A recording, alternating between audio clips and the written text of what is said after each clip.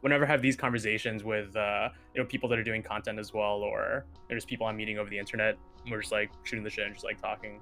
I don't know. I feel like I consider myself a pretty open book as well. And I've had maybe a scenario or two where it's like, hey, are you sure? Like, do you want to talk about your work? I know you're like a streamer. You don't really people don't really want to talk about what they do in their day job. It's like, nah, dude. That's like, I feel like that defeats the purpose of like why I wanted to stream or why I wanted to like create a community, right? So I don't know. Do you ever feel do you do that on here and or when you're talking to people? Like, do you ever feel that kind of situation? Do I say like, is there anything you don't want to talk about? Yeah, or vice versa. Like, are there things that you definitely don't touch on? For me, no, I'm pretty good with anything. Like I do value the sort of the idea of being, being myself as much as I can be. The things that I don't want to talk about are the things that I worry will be misconceived, but there's not, or misperceived, right? I know, I see what you're saying. The things that are maybe hot topics that people are going to say, oh, well, if he thinks that, then he is so insert negative adjective there or something like that. So like that's the only stuff that I would save for the more private domain. But at the same time, my ideal world is one in which, kind of like a platonic or Socratian? No. Socratic, I think the Socrates adjective would be. In a Socratic sense, would be one where ideas can all go on the table and we are free to discuss things as long as we aren't jerks to each other. Just an interesting one. I always like talking about that with people that do these kinds of things. You know what I mean? Yeah. It's such a fascinating thing, especially in this world where a lot of people's lives are on the internet. It's always something that I like touching base with people on, just on a more personal level. No, I agree. And this is I'm simultaneously thrilled and annoyed that you brought this up, because I haven't even introduced us, and this is good shit right here. So let's just get into it. What's up, dude? Nothing much, my man. Nothing much. Just hanging out, just having a good time. So it's Friday over here, so we're doing good. I'm not sure how I'm going to edit that, because I like what we're talking about and I want to come back to that. So I might just keep that in. But I do have an initial question for you. All right, let's do it.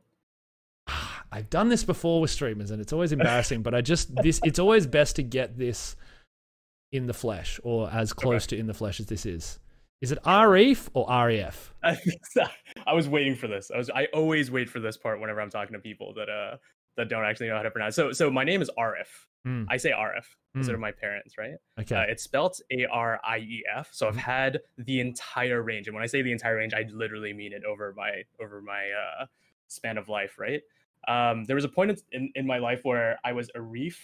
Very clearly, I was Arief, because when I went to schools, a lot of my teachers over here were American. They couldn't pronounce Arif. And I was like I was in the fourth grade. I didn't want to like take agency over my name and really make it like a thing. Right. So especially against teachers who are in a position of authority. Yeah, it's like that's all right. American people not being able to pronounce like maybe more cultured Asian names maybe was the mentality beforehand. But I think now it's like a lot of society and a lot more people are much more interested in actually making sure that they pronounce names properly, right?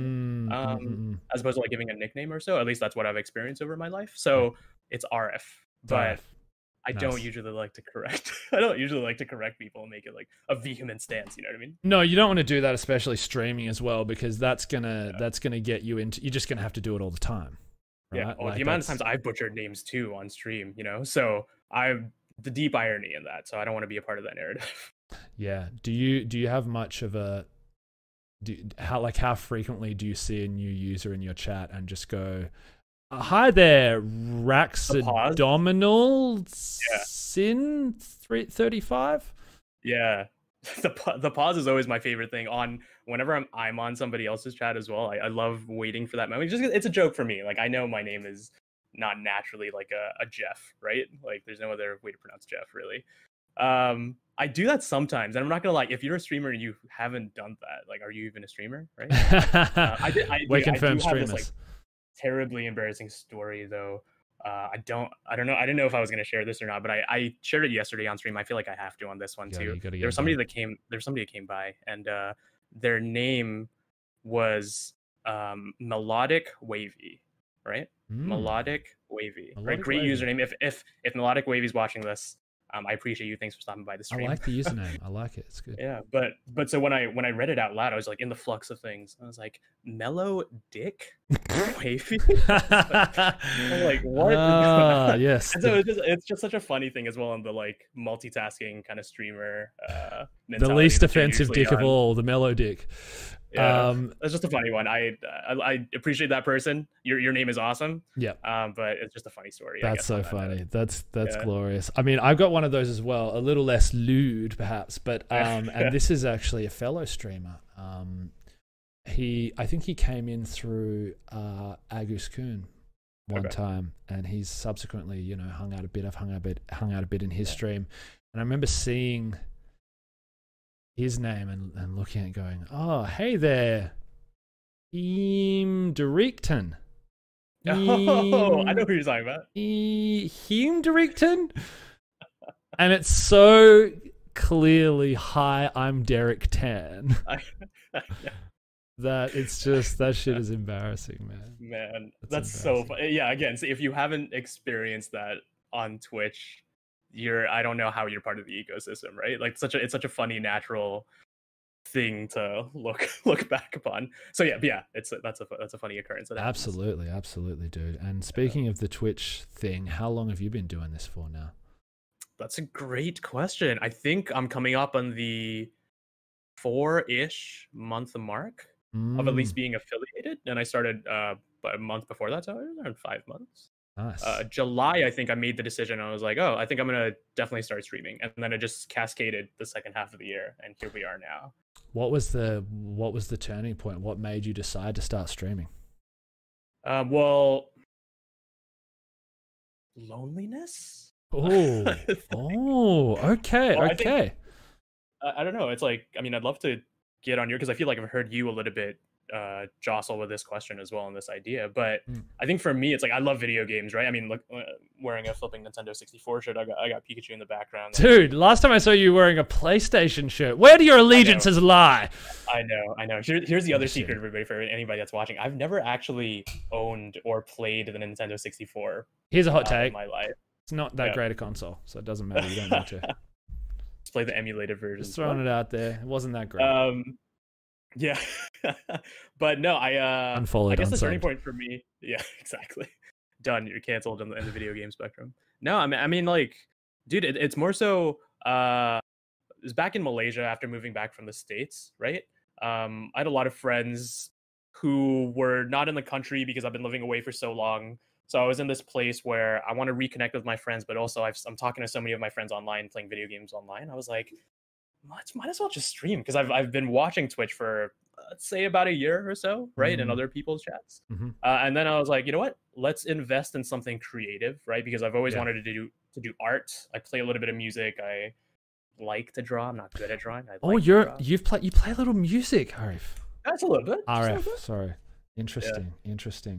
Okay, that's a common thread. That's a common thread with a lot of Twitch streamers. Anyway, continue. Do you attract all the music players? No, I don't think I attract them. I think that just a lot of people who have that music inclination also have the Twitch inclination. Yes, actually, no, you're nailing it. I can't remember if it was Crayons or I don't know if it was on Trouts. It was something to do with.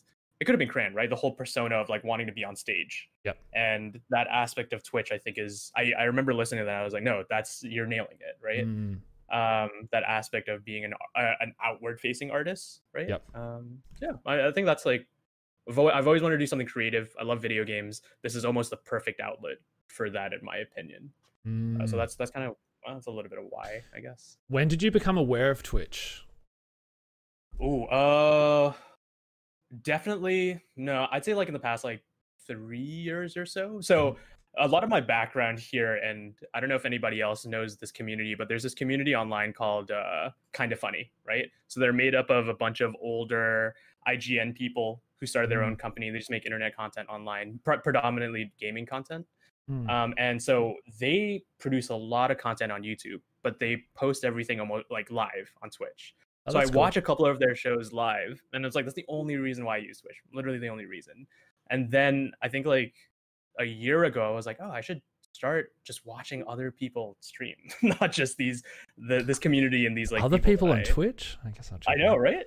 It's kind of weird, right? So then I think I was like, oh, that's why I say like only maybe in the past year or so have I been really like swimming through this Twitch entity, this Twitch ecosystem, rather than just the people that are like 20K viewers at one time or something like that. Right. Well, what was your, so like where did, as a viewer, as a consumer of it, and I think all streamers, or at least the vast majority of them, myself included, have a kind of trajectory from viewer to streamer. To some extent, I would say. What was your trajectory? So it started with kind of funny. Yeah. What did you seek and what did you find along the way? Yeah, there's a, I mean, it's a really interesting one because of that community. I think that the community of kind of funny best friends is what they call themselves, right? Like people who are dedicated to that community. There's a couple people that stream by the side, and some of them have actually gotten featured on their content, as like some sort of foreign correspondent kind of situation or something like that, right? So they bring in people from that, like their community, directly onto their shows, and I think that whole concept allowed me to be like, wow, like normal people can make really good internet content too, with people that have been doing internet content for years, right? And like really been the face of video game internet content. So I kind of connected the dots of like, okay, these are the big people at the top, right?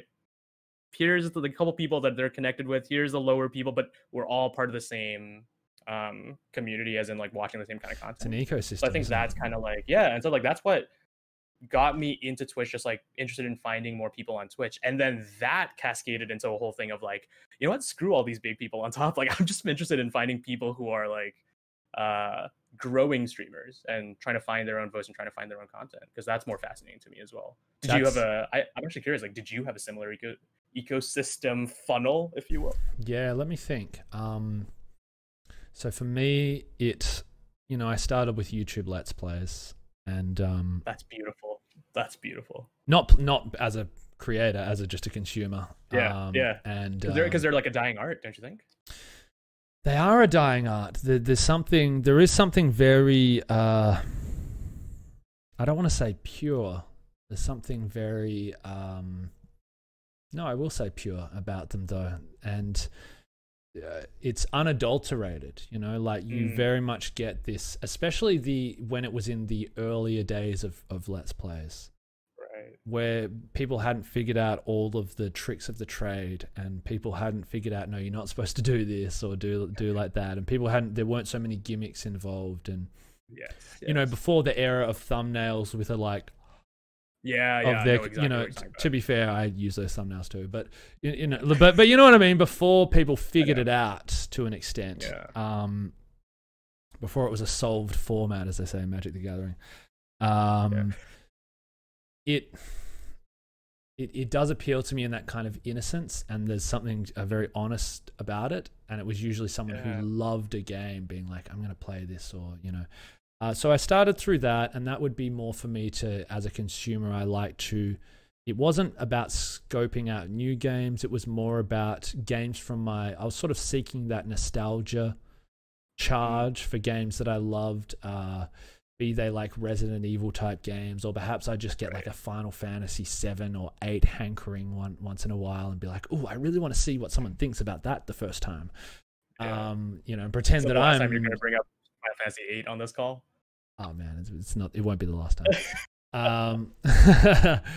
And so I moved from there. Then I had in 2011 or 2012, I had a knee surgery from a basketball injury, and I had a knee reconstruction, and so I was grounded basically in what else do you do, right? In a small flat for 6 months essentially, as I did my rehabbing, and I was doing my final semester, or one of my final semesters of university online. I'd already done most of my university degree at that point, but tying up a few loose ends with some units, doing that remotely. And the person I lived with at the time was this big time Magic the Gathering player. That's beautiful. That's music to my ears. And That's he's beautiful. like, dude, shout outs to, he sometimes does stream. Get Smart. Oh, yeah? What a guy. That's awesome. My old friend, and also he was there on the basketball court when I tore my fucking knee. And as I was sort of bored and in this like, oh my God, what am I going to do with myself? Like I can't do anything. I started thinking back to this card game I used to play that I knew he was into and he was very good at apparently, called Magic the Gathering. And I bought some packs. And Which expansion was this? I went back for some old packs. I think he got me excited about getting the Invasion block, which is like the late 90s block or like early 2000s. And I'd sort of started a little bit before that when I was young in like 98, 99. And he started getting hype over it. He started getting really hyped, like, man, yeah, you know, we'll draft together and I'll teach you to play well and shit like that. And I'm like, yeah, I know exactly the type. That sounds fun. And you know, over the course of the next, my knee reconstruction, I just sat across a table from him and lost a lot at Magic and learned a lot of lessons of like, why did you do that when you could do that? Or like, but why would you not just do that? And I started seeing like, this guy is a fucking savant. Like this guy like views this like Neo views the Matrix. Like I'm looking at dragons and like imagining, you know, that I'm sort of really invested in the lore. Well, not the lore, but the vibe of it all. Yeah, a lot of the aesthetics, right? Yeah, and I like the strategic element, but he's on another level. And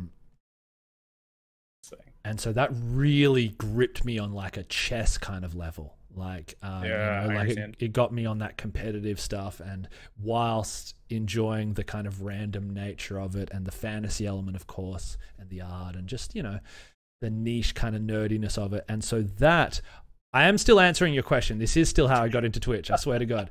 It's a long story. So, you know, as I'm playing that and losing to him a lot because he's fucking good. Like do you know much about like the Magic, like competitive Magic? So here's my thing. Here's my primer before you continue. I love Magic the Gathering, but I'm so incredibly in the dark. As in, I started playing around the time Spiral, Frostbite, like mid 2000s kind of era. Yeah, exactly. And so I got really into it then, and then just dropped off because I had nobody to play with. And then now, it's funny you bring it up. Now I have actually a group of friends that are trying to get me back into Magic. Dude, so it might be slowly. Get back in. So I'm actually unknowledgeable. There we go. Actually, don't. No. Don't get back in. You've got streaming to worry about. Don't do it to yourself.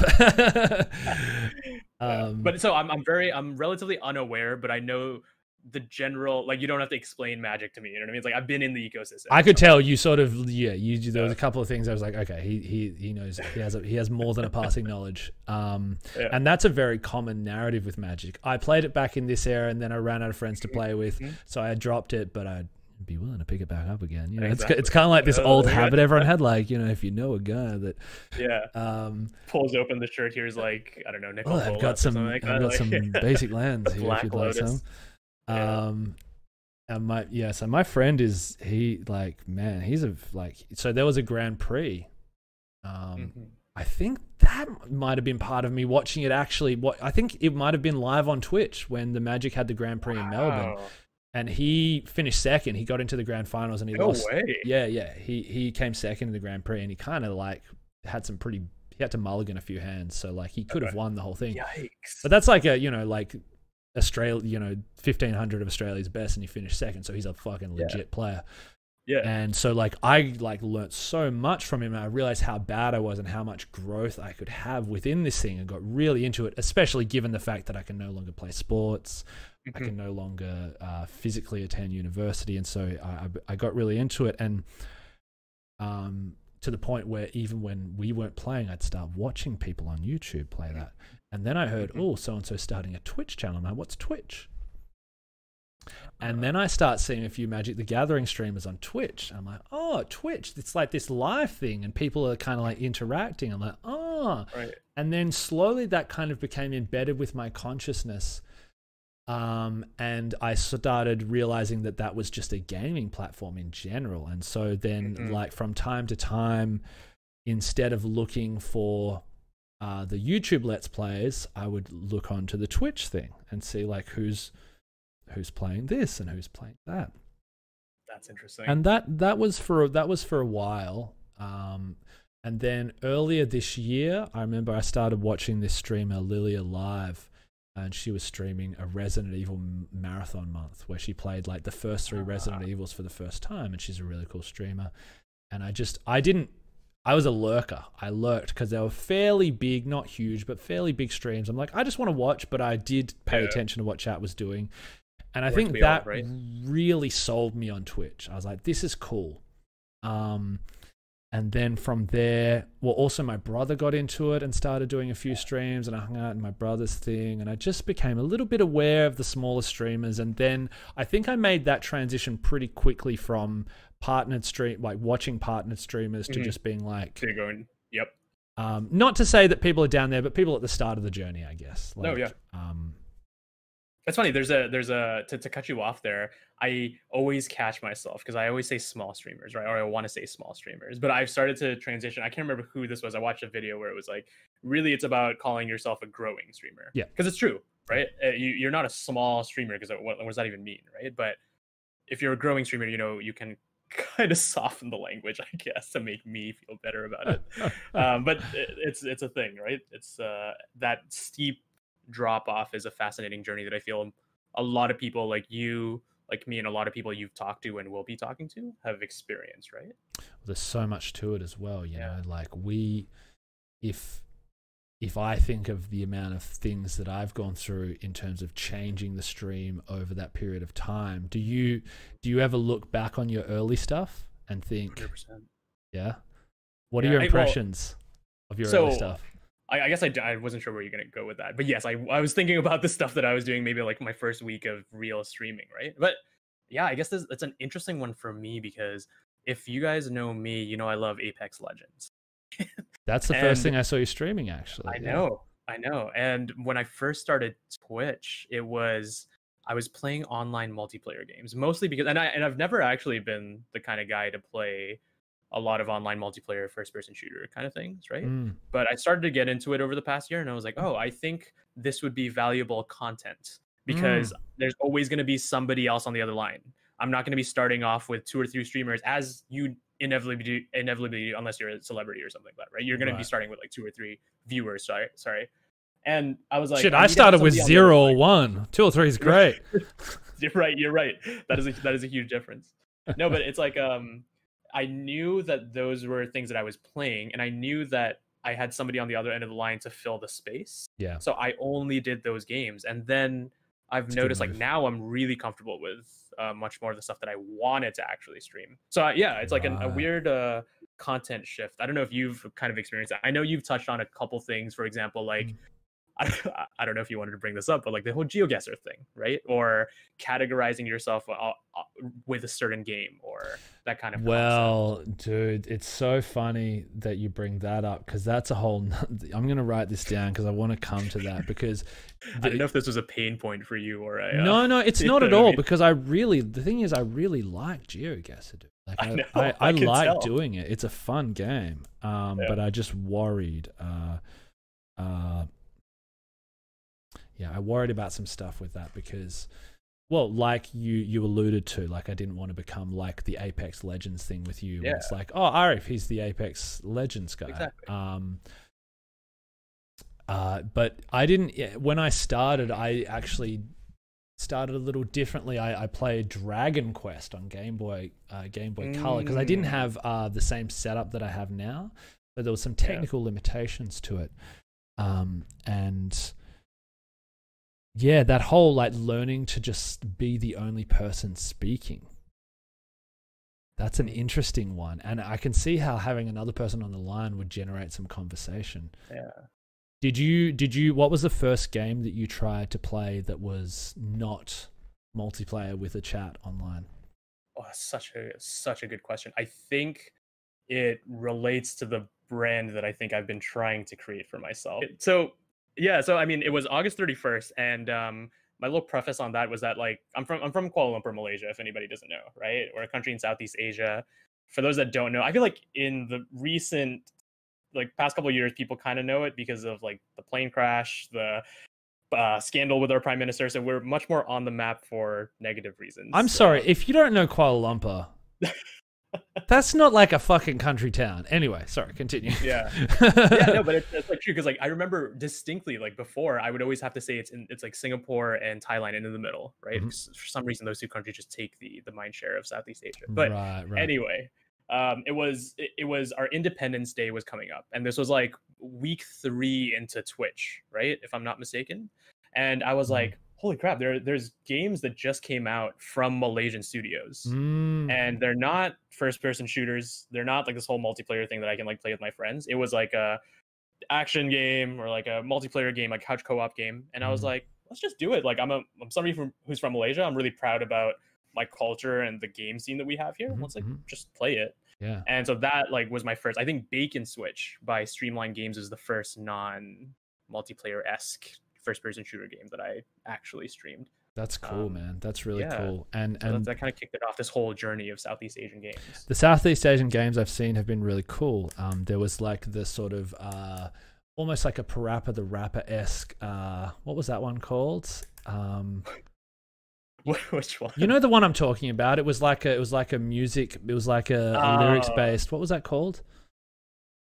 Wait, a lyrics based one? So we played No Straight Roads. No Straight Roads. Wasn't that like rap battles or whatever? Yeah. Oh, I know exactly what you're talking about. So there's one boss fight that I spent hours on. Okay. That was indeed very much a boss battle. Yes. Wait, that wasn't the whole game? That was all I saw of it. No, yeah, exactly. Because I streamed it for like 8 hours probably. Because I streamed the boss. I thought that was the game. No, I guess that's like people would think Demon Souls right now is the one boss that I've been on for 24 hours. That one fire boss that you're going through. Damn, what is that game then? So it's like an action RPG-esque game, which is like kind of like Kingdom Hearts and kind of like a 3D platformer back in the PlayStation 2 era, and it's all based on music. It's like an amalgamation of all these things, right? And like that's one of the games that launched that like a couple of weeks before I started streaming it, right? And that whole culture has been interesting because it's one of the biggest Malaysian games, I would say, that's come out in recent memory, and because like that one really kicked that narrative off for Malaysia as well, but also for me to be like, let me have more faith in Southeast Asian games, because so many more people actually will appreciate them if they just see people play them or if they see them on the shelf, you know? Yeah. So a lot of it has to do with like the marketing mumbo jumbo of games and that whole side of the industry. But absolutely, I just want to be part of like the people that bring more cultural awareness about games from this region, I guess, if that makes sense. Well, I think it's a really important thing to do also, you know. I think that, like you say, a lot of it is media exposure, and you know, nowadays with the way things work, there are game studios everywhere, right? Rather than the strongholds of the US and Japan, and to an extent like there was kind of a Euro game kind of thing as well. And no, I think that's really cool that you're doing that. Have you, like, throughout, once you decided to do that, have you sort of learnt more yourself about games coming up in the area, or like how has that journey been for you? For sure, yeah. And I mean, before that, let me say, like, it really kicked off because I attended a games conference in December in Kuala Lumpur, and this was like before COVID. This was before you know, when we could actually have physical conferences, right? Yes.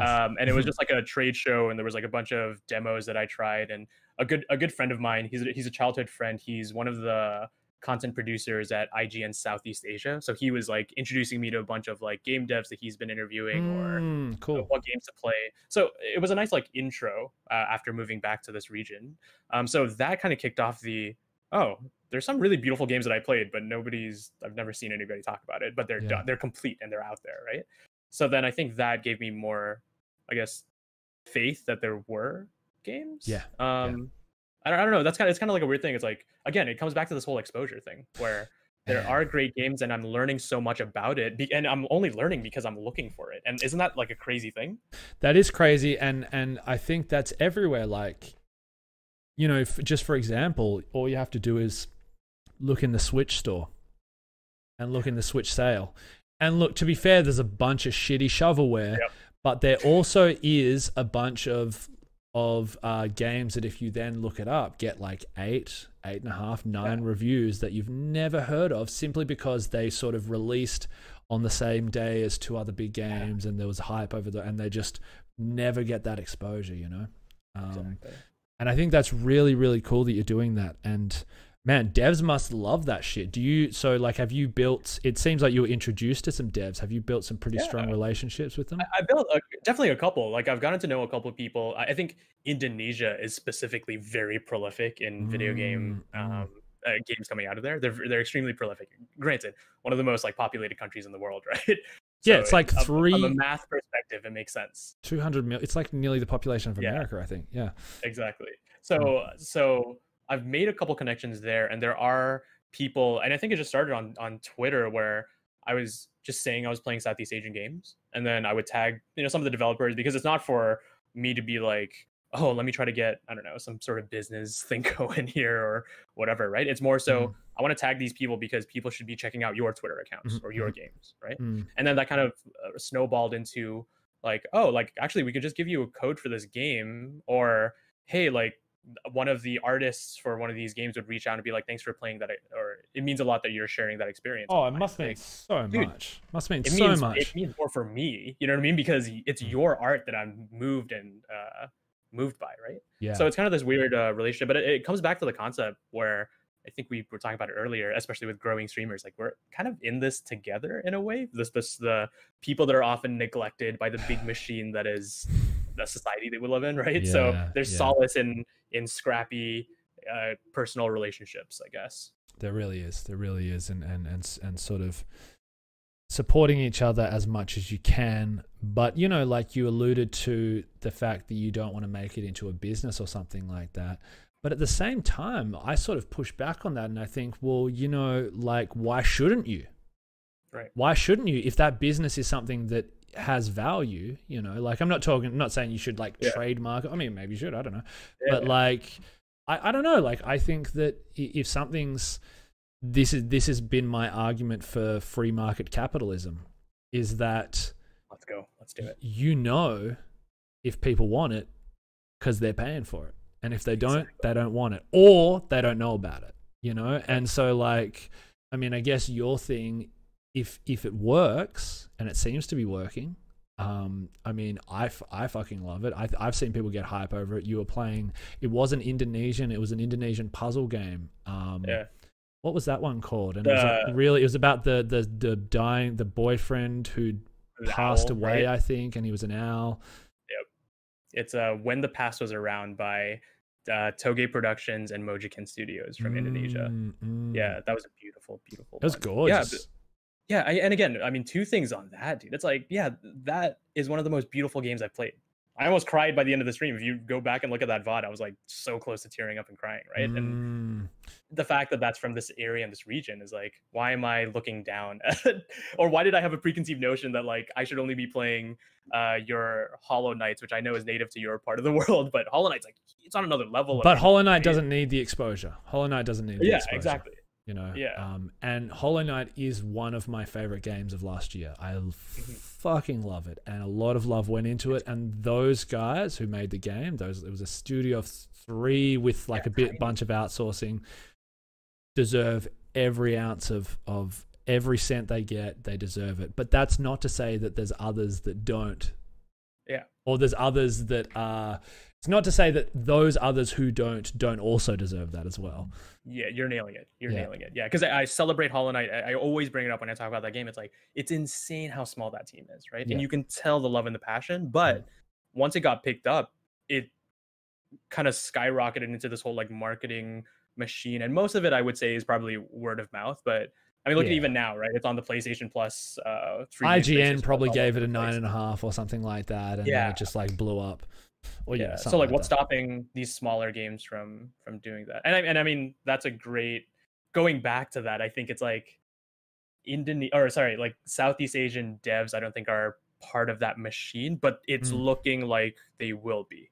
So why not be ahead of the curve and highlight the good work that's out there now, as opposed to wait 10 years from now, where it's not going to be an issue of knowing Southeast Asian games or not, right? Well, and it's such a huge market. The global gaming market is gigantic. It's bigger than movies. It's bigger than, it's like, what's bigger than it? What entertainment is bigger right now? Music, right? maybe music still bigger. I think games tops it off, right? Whenever they do the, oh, here's the like film industry, and then here's the games industry, something like that, right?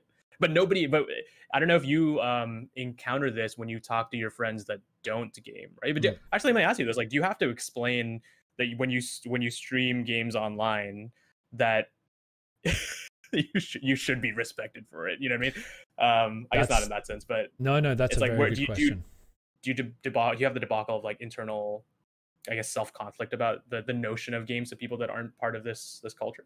Yeah, it's the idea of I take this seriously, which I do, and therefore people who don't should. It's tough because I have a slightly, now we're getting into some real shit with how I feel about people. I have a slightly cynical view of humans at large. I think humans are great. They have hearts, they have emotions, they love, they want to be loved, they have hopes, dreams. But I do believe that sometimes when you look at a mass, people don't necessarily think something is real until a critical mass think it's real. And so I think with the game streaming thing, I think it's a different discussion in 10 years. In fact, I don't think it's a discussion in 10 years. Right. And so we're at that point where we're both simultaneously lucky that we're in what I would say is probably a gold rush. Not like, I mean, not that like we're getting stacks of cash, but in terms of it's like a new thing, right? Correct. But then you don't, because not everyone knows that it's the thing. Not everyone knows that it's the thing. And so then it's like, oh, you're playing games. That's fun. That's cool. Good on you, right? Good on you. Good job. And so to answer your question, I try to read my audience with those who I know respect me without question. Jesus, I sound like a dictator. Respect me without question. No, but like with certain family members and certain of my closest friends, I'll tell them. But even my very good friend who is a gamer, well, no, he likes to game, amongst other things, and he works in website development. Like he works in tech, which is close-ish. I agree with that. I agree. I didn't tell him for some time. Just because I don't know, I feared the scorn, or not even that I feared it, I just didn't want to deal with it. And so I don't tell everybody. Sometimes I just don't tell people. I don't know. Yeah. How about you? I'm so with you. I wish I could ask this to everybody that streams on the platform, especially people that I've met, right? Because I guess I had a debacle where there have been social situations where some people like to bring up that I stream. And I don't like to lean into that because I think there's a perceived notion of a streamer. It's like, you're over the top, you're 10 out of 10. And like, granted, I can be, right? I'm a very extroverted person, so I can be that on that level. But the facade and the whole, everything needs to be live streamed, or you're all about the content and that's the only thing that matters to you. I don't like those associations that people may have. And it could be my also just general preconceived notions, right? But I've also noticed that social situations are one thing. I think I can navigate those much more easily. But the whole work thing, where I work in, I guess I work in the tech industry as well in general, but there have been career paths where prior to streaming, I don't like telling people that I played video games at work, right? Because I would say, like, even in the tech industry, like, which I do read, for the record. Like I've got my books over there, but it's this debacle where is video games a professional profession, right? And it's changing now for sure. And it's still tough, but I'm much more open about it now. Like I feel like I'm just much more centered around myself being in that narrative, which I feel like you seem to be as well, right? I think so. So like if you were to tell people I develop games, then they probably go, wow, there's a lot of money in that. Even people who don't do it, they go, well, yeah, cool. And then that, I think that has now ascended to a point of mass respect. Like, you know what I mean? Yeah. Whereas if you did that, if you said that 20 years ago, people go, yeah, but like, are you, like, you know, what do you really do? Yeah. I agree. But what, you know, the thing that, you know, that one of the things that we do, it's weird, isn't it? Because we're interfacing both with games and with people. You're nailing it. What is an equivalent? Like a movie critic? Yeah. I never wanted to become a critic as well. I kind of always hated critics. Is that what we are? I don't know. I don't know about the movie critic aspect, but I think this form of art form experience and critique is on the forefront of what I guess philosophically this whole Twitch thing is, right? Or this whole live streaming thing is. But I associate it more. I want to touch on a point that you just brought up, and I feel like you nailed it, where to me, streaming is not about the games. And I think most of us can agree on that. It is, to me, it's like 20%. Maybe my Southeast Asian games I'm highlighting it, that would be much more of like a maybe 50 to 60%. But dude, streaming is about the community, right? So I made a point in my mind where I started Twitch to learn how to interact with people better and learn to cultivate a community, because that's a skill set that I'm fascinated by, right? Whether that be in my professional life, my personal life, or whatever have you. So I don't know, do you agree with that, the whole thing where it's really not about the games, right? Like the games is the surface level. It's 0% about that for me. I think it is and it isn't.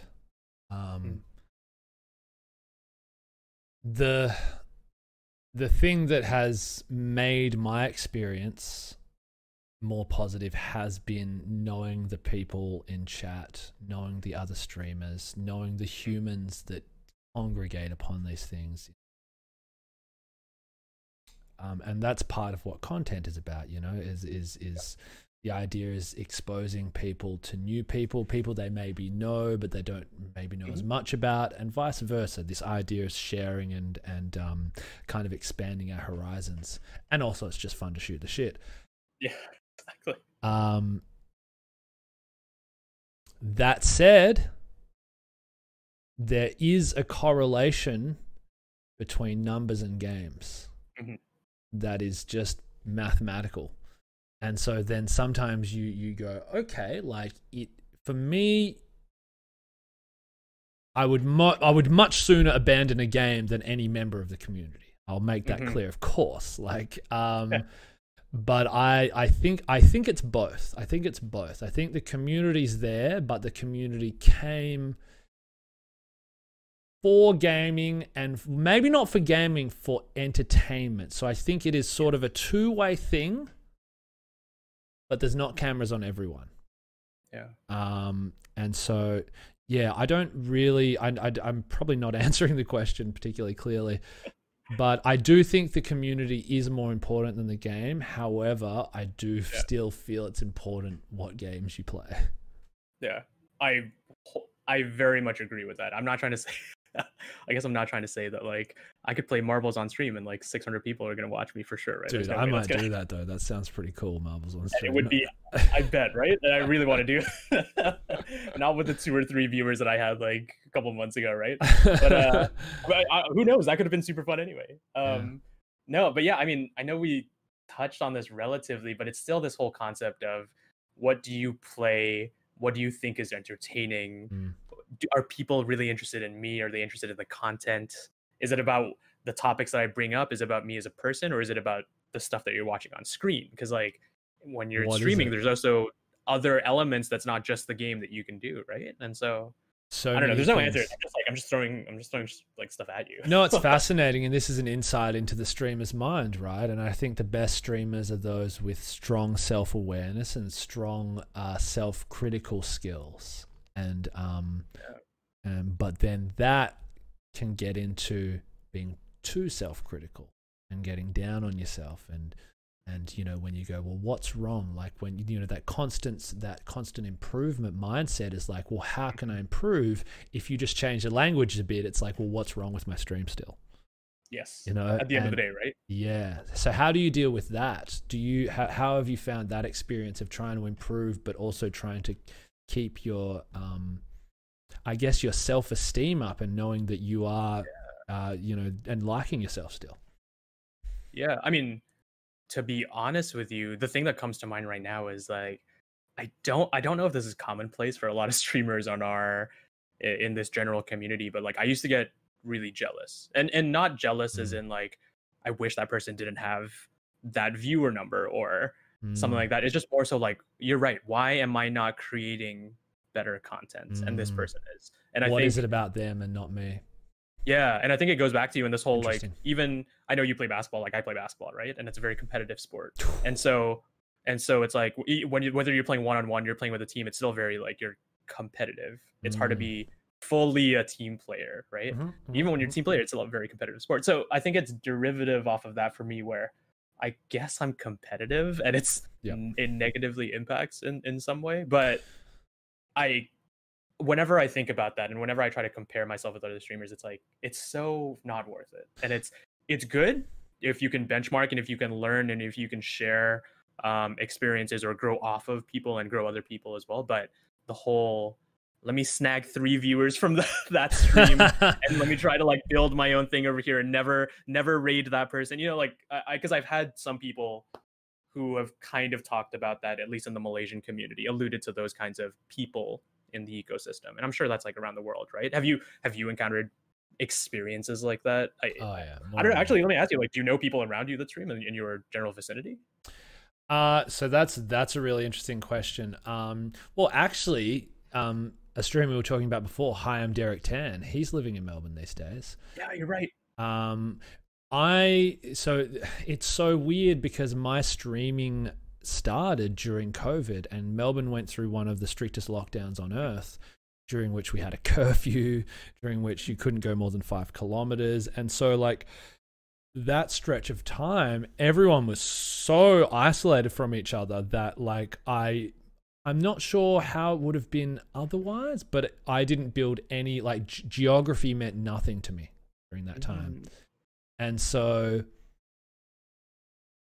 I targeted a bigger market, not the North America, just the Northern Hemisphere.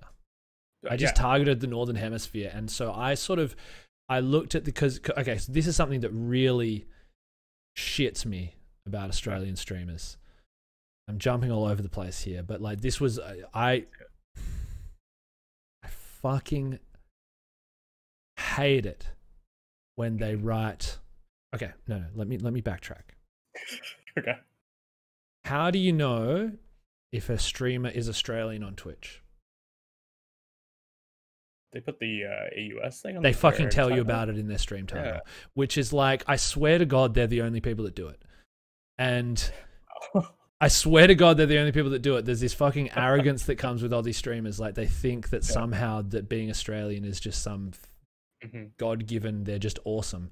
Anyway, that's me bitching about it. I tried to evade that shit. And I was like, no, I actually want this to be a world thing. Not like fuck Australians. A lot of my best friends are Australian, but I didn't really seek in lockdown any connections with people based on geography. So Hi, I'm Derek Tan is the only other Melbourne streamer I have a close connection with, I guess, that I've met on Twitch. And I mean, he hasn't even lived here his whole life. He's much like many people in Melbourne, myself included. I'm not from Melbourne either. He's a transient as well. So yeah, no, it's been a little different for me on that regard. I know more people from Ohio than I know from Melbourne on Twitch. Weird. Yeah. I mean, there's a couple of things I would love to extrapolate there, mostly because I feel like I share a lot of the way you might approach that, or the things that you brought up there. Well, the one thing is I have to mention Carrion, because she is one of the people that I met through this platform, did not realize that we lived like 10, 15 minutes away from each other, right? So good. Had a whole like online relationship. Makes it sound like we dated online or something like that. I know, right? No, but like she was in my stream and then I was hanging out on her stream, and then I was like, let's just go get coffee, right? And then met up for coffee before we were on our 3rd lockdown in this country. And it's just like, those relationships are so fascinating, how this global platform brought us together, and I could like drive to her house right now if I wanted to. You know what I mean? It's like you're reaching to the other side of the world and finding something the other side of town. Exactly. And it's so weird, but that's cool. Yeah. And I mean, on the global note as well, I don't know if the reason why you feel that disconnect or that push, because this has been a personal thing that I've had in my life. Like, I just hate being like everybody else, right? I don't want to be a cog in the machine. I don't want to be associated this way or that way. So it's this again, super deep, super personal kind of thing where I think you brought this up during the Trout the Trout interview where everybody has the hydrate button. And I'm not saying that that's bad. It's very good to be hydrated, and I love the interaction there. Right? Actually, you're a bit thirsty right now. Yeah, legit. And I'm like, I debated whether that should be a channel point or not. Speaking of Trout, I think Trout might enjoy the mug right there. But what was that mug? Hold on, pull that back up. The greatest anime of all time that should be revered, Evangelion. Oh, Evangelion. Yeah, sorry, best anime of all time. Influenced every single piece of art coming out beyond it. No, but anyway, it's like it's a similar thing where like there's this channel called Malaysian Twitch streamers, and they do amazing work and they're awesome. And I found a lot of Malaysian streamers. I don't know why I put quotations there. Like Malaysian streamers do that group and that Discord channel, but I refuse to be associated with them, and I don't know why. Right? It's like, well, let's figure it out. Why? Yeah, and it's like I don't want to do that. And I've been, again, more on me as a person. Like, I went to international schools when I was in Malaysia. That's why I picked up the accent, right? I don't speak with a Malaysian accent, I would say. And like studied in Singapore, went to the States and like to college over there and then came back. So it's like this, I don't like this niche. Maybe for you, it's like the Australian streamer. For me, it's like the Malaysian streamer and what they do. Like, I want to get, that shouldn't exist for me on the internet, at least, right? There is solace you could perhaps find in that, right? But I hate, even with the Southeast Asian thing, it's like, do I want that to be part of my brand? And what does brand mean if you're just going to be niched that way anyway? That's right? So interesting, man. That's so interesting. So, because again, I feel like I'm forcing that a lot on the conversation that you just brought up. But I mean, do you feel? No, keep it. I want to have this conversation with you. So I do feel this a lot, and but this goes beyond Twitch for me. This is just identity. This is like existential shit, you know? Yeah, to an extent. Maybe a connection might be that we both went to the US and spent some time in the US. You know, like or abroad. Maybe the US is a bit, I mean, I've been there definitely, but just abroad, you know, because I think it took me personally leaving, spending not just a holiday, but living and working, or living and studying, living somewhere, to sort of realize I learnt more about Australia away from it than I did in it. And you sort of see the things that that I thought were me, but were just cultural things. And I think culture is important. I value it. I think people should value it. But then there's a part of me that can never unsee that. And you know, I would see people that would bank on their Australianness as a part of their character, and it's like, well, no, that's just a caricature that you've learnt. Like, you're not that. That's just a thing you've been taught. And that's a cool thing. That's a good thing. But this is something that I've tried to get away from, especially in the way I represent myself. I still have things about me that are very Australian, but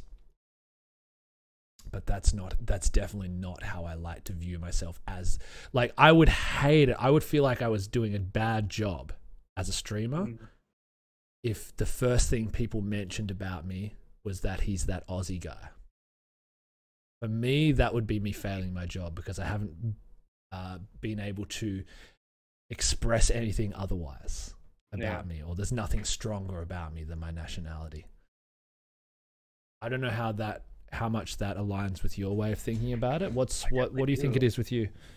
And again, I feel like, as per usual, and as I figured, we're getting like really deep into the personal side of these things, and I'm like so happy to share, but I don't talk about them out loud often, right? It's just a lot of the voices in my head talking here. But I think on that note, it's also, there's this, I don't know if you have felt this, but there's also this notion of elitism when it comes to people that are well traveled, right? Like Yep. people that go abroad, maybe they pick up an accent or they experience really good food and then they come back and it's like, oh, it's nothing like over there, right? And that's the very much like I see a lot of like Malaysian students who go abroad and all they do is compare stuff to back in the States or back in the UK or something like that, right? And I definitely have done that. And there are things like, why, before we have our company that does package delivery now, it's like, why can't I get an Amazon package delivered to me in 2 days? You know what I mean? Like, why don't we have that here? Like, it's so much better over there. It's an objectively better system to get things delivered, right? Yeah. So, but I guess like that's on more of the lighter note. But I struggle with the whole. I want things to be very international. I want things to be very much of a global mindset. But in some ways, I feel like, depending on the crowd, like sometimes that's not the most palatable thing, you know. But on the lighter note, I think like the communities that we both have on our channels welcome that, and that's the point of it, right? Yeah. Well, I think because I think humans are so alike. Like, yes, we are culturally conditioned in certain ways. Yes, there are lessons we're taught as children that are maybe slightly different, but essentially have the same message. Don't be a dick. Yeah. Like, I'm sure that's basically every culture's message. Try not to be a dick. And still we fail. But but we try. You know, but there are, you know, I'd be a fool to not acknowledge that there are differences and not celebrate that there are differences and things that make us, in terms of places, unique and special. But I think people would also be a fool not to recognize how much we all have in common and how much we can just enjoy, just stepping out of the comfort zone and not so much just interacting with caricatures like, oh, g'day, mate, there's my Australian friend, or like Malaysian friend, let's talk about laksa, or, you know, like, and actually like realizing like, no, let's talk about just some shit, like whatever, you know, there's not just people are not just their nationality or their gender or their sexuality or their fashion sense, or et cetera, you know, there's so much more to people. Yeah. And I feel like I share the wavelength that you go on when it comes to these things, right? And I mean, for me personally, it's, I don't know what you studied in college. I know you did a lot of teaching, right? And you're traveled in that sense as well, and speaking a bunch of different languages. But not a bunch. Not a bunch. No, don't oversell me. Foolery where you can pull out a couple of words here and there whenever you're playing GeoGuessr. You know what I mean? Like that kind of thing. I can speak a bit of Mandarin. That's all. Okay. Good clarification for the record. For the record, I don't want to like nod and be like yes, and then someone be like, "Hang on, what? What I can't speak." You know. Well, how about no? Just hold the fuck up. Hold on. How many languages can you speak? I can't. Realistically, just one, but I can but I can understand a little bit of Malay, and then I can speak very poor French, and I don't know if I can right now anymore because I took it in like school growing up, you know. Okay, nice. Oh well, I then on that note, I like one thing that I wanted to bring up on this whole like elitist international sense. I mean, like I grew up in a very international environment, and I just had a work questionnaire of like share fun facts about you, right? And one of my fun facts was the language I can swear most in other than English is Swedish, because I had a lot of like Swedish friends growing up. You know what I mean? I just like funny swear words in like high school or things like that. So, and even that, I was wondering when I wrote that down, I was like, that made me sound like some, I don't know, super posh, like over the top. You know what I mean? It's like this weird cultural thing where being out of the box might also, I have perhaps a negative connotation about that, but it also could be totally on my end. I think we've got a lot in common, dude. It sounds like we're both the type of people that don't want to be this, but we don't want to be that. Yeah. Don't want to be overly Australian, but I don't want to sound like I'm too worldly and come off like an asshole. Yeah. Don't want to be, you know, that's, you know what they call that? They call that a high social intelligence. That's what they call that. There we go. I don't want to be someone that brags about their intelligence, but you know, just yeah. Or neurotic, one of the two. Exactly.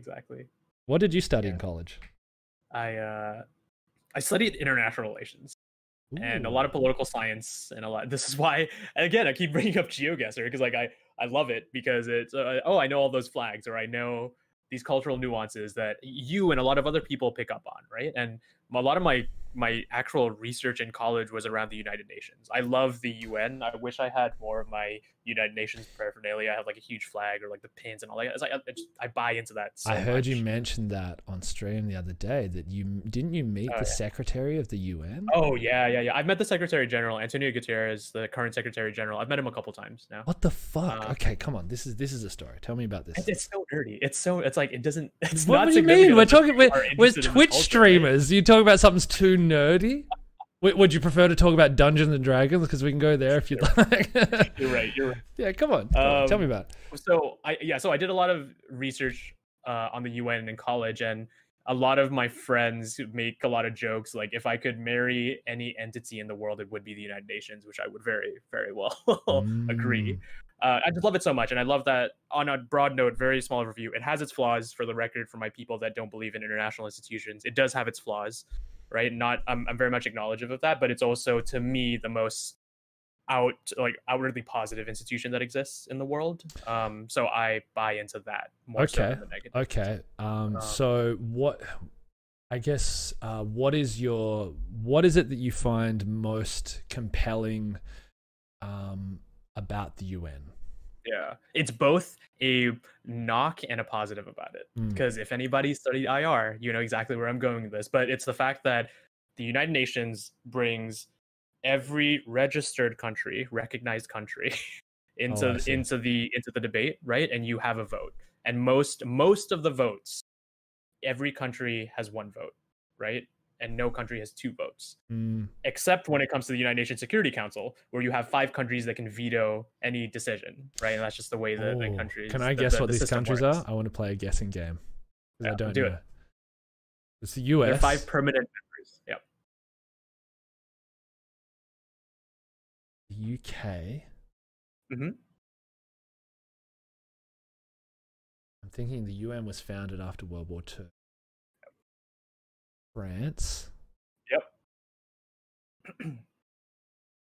Founded after World War II. Russia. Very obvious ones. Yep. If it were founded now, it would be China, but I feel like maybe not China. Can't be Germany. It can't possibly be Germany.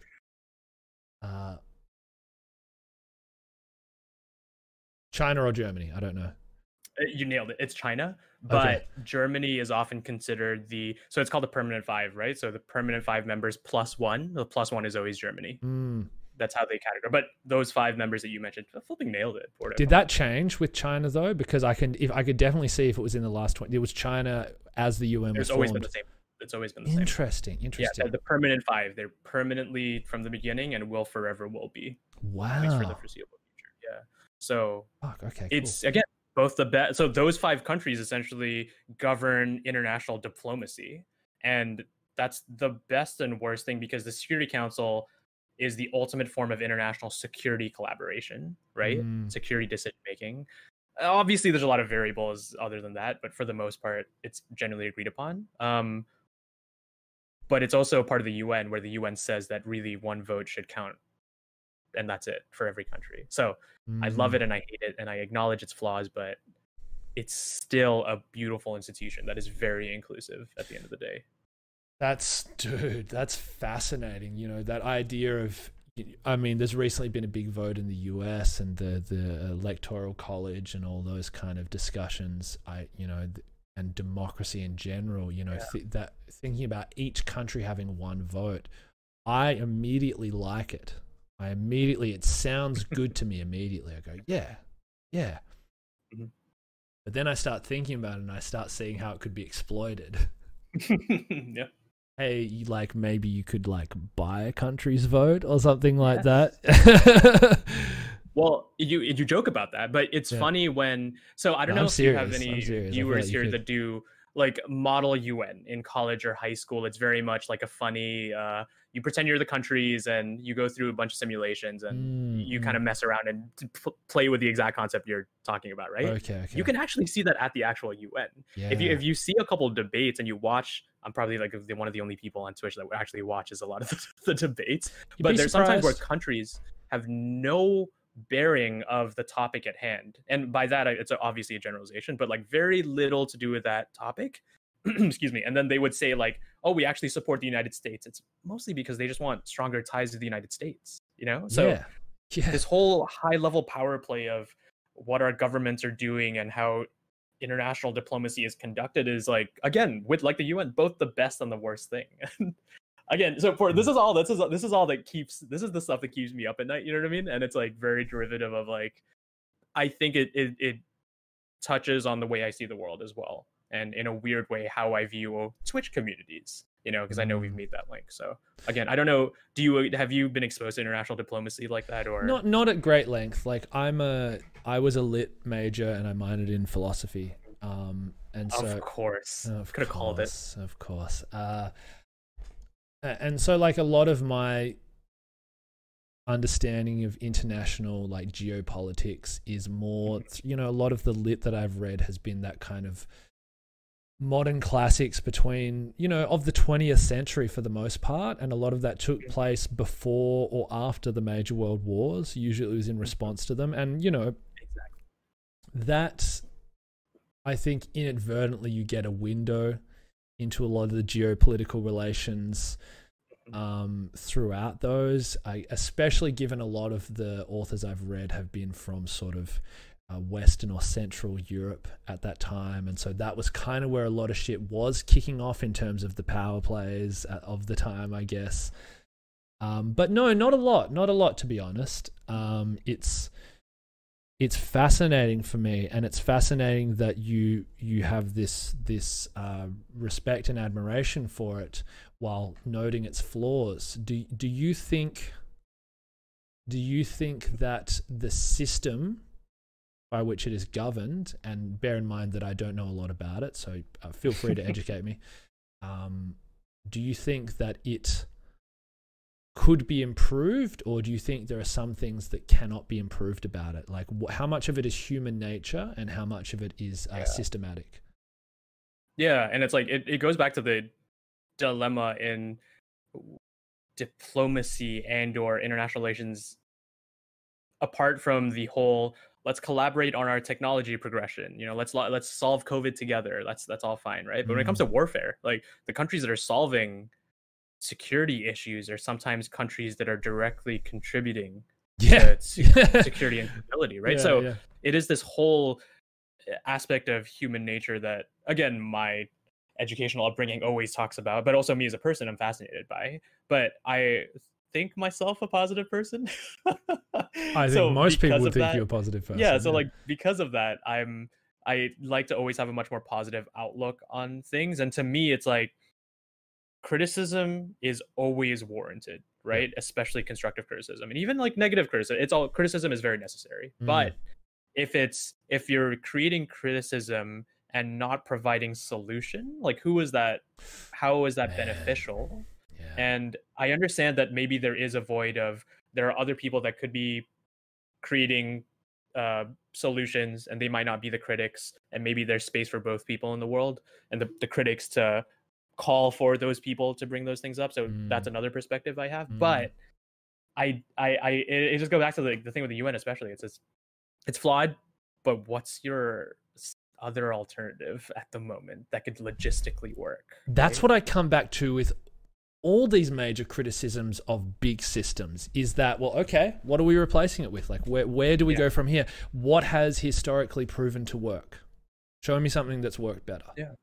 And that's why, I mean, again, granted, I'm not an expert in these things, but I think I at least think about them.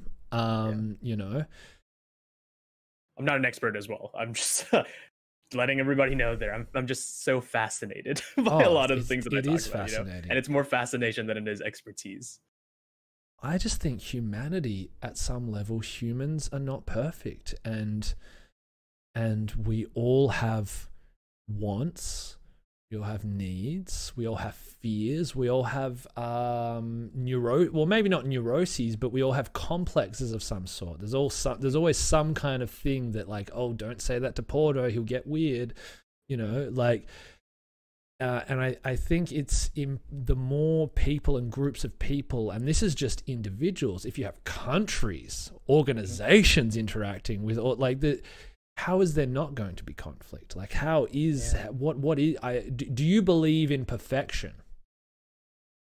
I don't, and it comes down to this whole thing. I remember this really funny story in high school where there was a person in Malaysia who I did incidentally Model United Nations with, right? And there was somebody who got into Yale, and back in the whole high school thing of like going to prestigious universities was very much a big deal, especially in Asian culture. It's like, that she's going to Yale, that's awesome. Why can't you do that, right? The whole narrative around that thing, but, yeah. But it's like, I remember she said a question.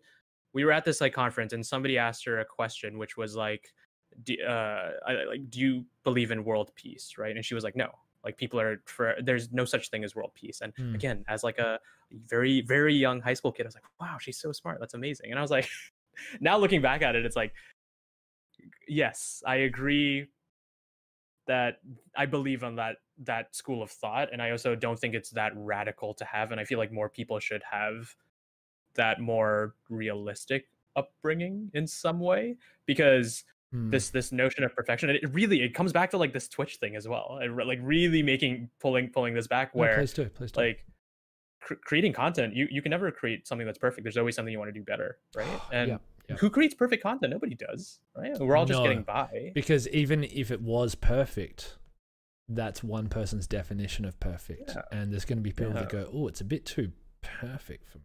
It doesn't feel, you know what I mean? There would be people like that. It's a bit too overproduced for me. I want something a little, so yeah, it's impossible to be the number one for everybody. I agree. Well, let me ask you, do you strive, because it's something somebody asked, do you strive for perfection? I strive for a perfect realization of what I desire. Is that a satisfying answer? If I could draw like a line of you trying to navigate that question. No, like, I know what you're saying. Yeah, I strive for perfectly achieving what I think I can make, but knowing that that is not perfect, knowing that that involves my inherent imperfections. Yeah. And in many ways, not celebrates, but intentionally exposes my imperfections. I think my imperfections are part of, and everybody's, I shouldn't just talk about myself. I think everybody's imperfections are part of what makes them unique, and it's part of the appeal and the charm. You know? Like, I like that I can piss off Cranberry Pudding by talking about Final Fantasy X. Like, I enjoy that about him. It's not the only thing I enjoy about him. He's a fucking great guy and he's a great streamer, but that's an added bonus. You know? What's your take on this? Like, what is your sort of striving? What is your aims? What is your goal? Do you think there is a perfect AriefJohan? Like, what is that for you? I think there is, but I also think there isn't, because I think there is in my mind, but it will never be achieved. But I think that's also the point, because I guess let me bring this up a little bit, where a lot of my background on this thinking is my professional background, so like I worked in consulting, and so like management consulting or tech consulting, and this whole concept, for those that are in the industry know exactly what I'm talking about, but you're expected to solve issues perfectly, and it's submitted in a form of a PowerPoint deck to say that you solved this issue for your client. You know, they expect nothing but perfection, right? Because you're the consultant they paid like millions of dollars to bring in to solve this issue. So this concept of perfection is ingrained in that kind of work, right? But at the end of the day, like, sometimes those things aren't very useful at all. But that's a side commentary on that industry. But so that's why I always think that I value the need to want to perfect something, because I like the energy and the strive of the people who are like, it's really funny because I'm a consultant, I work on a lot of PowerPoints. It's like when some things aren't justified or lined up properly, it's like, come on, why can't you just like, look at it better? You know what I mean? Like a little bit better. It would I be have good. suffered many a death by PowerPoint presentation. I know what you're talking about. I got several pet peeves with PPTs. Believe me. Yeah, and it's like I'm probably perhaps again I keep bringing it back to streaming because I think everything is connected in this way. But I know we were talking about audio before, right? And that need for making sure that this video has good audio. So like, is there a need to strive for perfection? Yeah. Do I think we're ever going to achieve it? Like, no. Like everybody messes up all the time, but I like talking to people who embrace that aspect as opposed to expect perfection and nothing but perfection. Yeah. Because even there are people where perhaps they say like, you need to do a 10 out of 10 job and I expect you to do 10 out of 10 no matter what, or you're out, you know, whatever circumstance that may be. Like, I don't know if I identify with that. I believe in 10 out of 10 effort. Sorry for butting in. I believe in 10 out of 10 effort. I believe in 10 out of 10 ambition. Yeah. Result is... That's such a tough thing. Like lining up the results with how much effort you put in anything is always can be disheartening if they don't align. Like if you put in a 10 out of 10, you get a 4 out of 10 result. Or conversely, for sometimes people might put in a 4 out of 10, get a 10 out of 10 result, and that's a fucking lie also. And life's not going to be like that for them forever. Yeah. A lot of it for me comes back to will. How badly do I want this thing? How passionate am I about this thing? How much do I believe in this thing? And I think that that's what changes a science into an art. That said, scientists can be passionate and driven and creative as well. I'm not shitting on the scientists. Get out of here, scientists. Get the fuck out of here. No. I really do believe that. But you know what I mean? Like I was actually chatting the other day with Audax about the striving to always improve, and the idea that like perfection is actually kind of, or the pinnacle or reaching the top is kind of the death of an artist, because then there's a decline. And so like if you don't have better places to go, then you're kind of fucked. Yeah. So no, I really believe in that as well. I agree with that. Yeah. And I mean, there's so much to that, especially it goes back to the simple thing of your favorite band, they reach the top of the charts or whatever, and then they try to make new music after that. It's just not the same, right? It's like, that's one funny thing. But on the note of the personal side of artists, like I know a lot of artists in my life, and I strive to be one. That's why I'm on Twitch. That's why I'm trying to create video content as my art form, because I love art in general. Even with the Southeast Asian games, like I want to highlight, I always say Southeast Asian devs, but most importantly, Southeast Asian artists, right? They're all artists. And so for me, it's like, but I've seen so many artists in my life who have such good talents, but don't know how to achieve what I think is productive or a 10 out of 10 approach to this art form. You know what I mean? Which, let me clarify, this is a very touchy one for me, because I don't believe that pure art can exist when I approach it in the way that I do, where it's like, oh, maybe you should market yourself better, or the more eyes need to be on this, or maybe if you put this on Instagram or do this way, you could get your art more out there, people, you know, or something like that, or maybe you could make a better living for yourself. But then there's this other end of me where it's like, that's not what art is.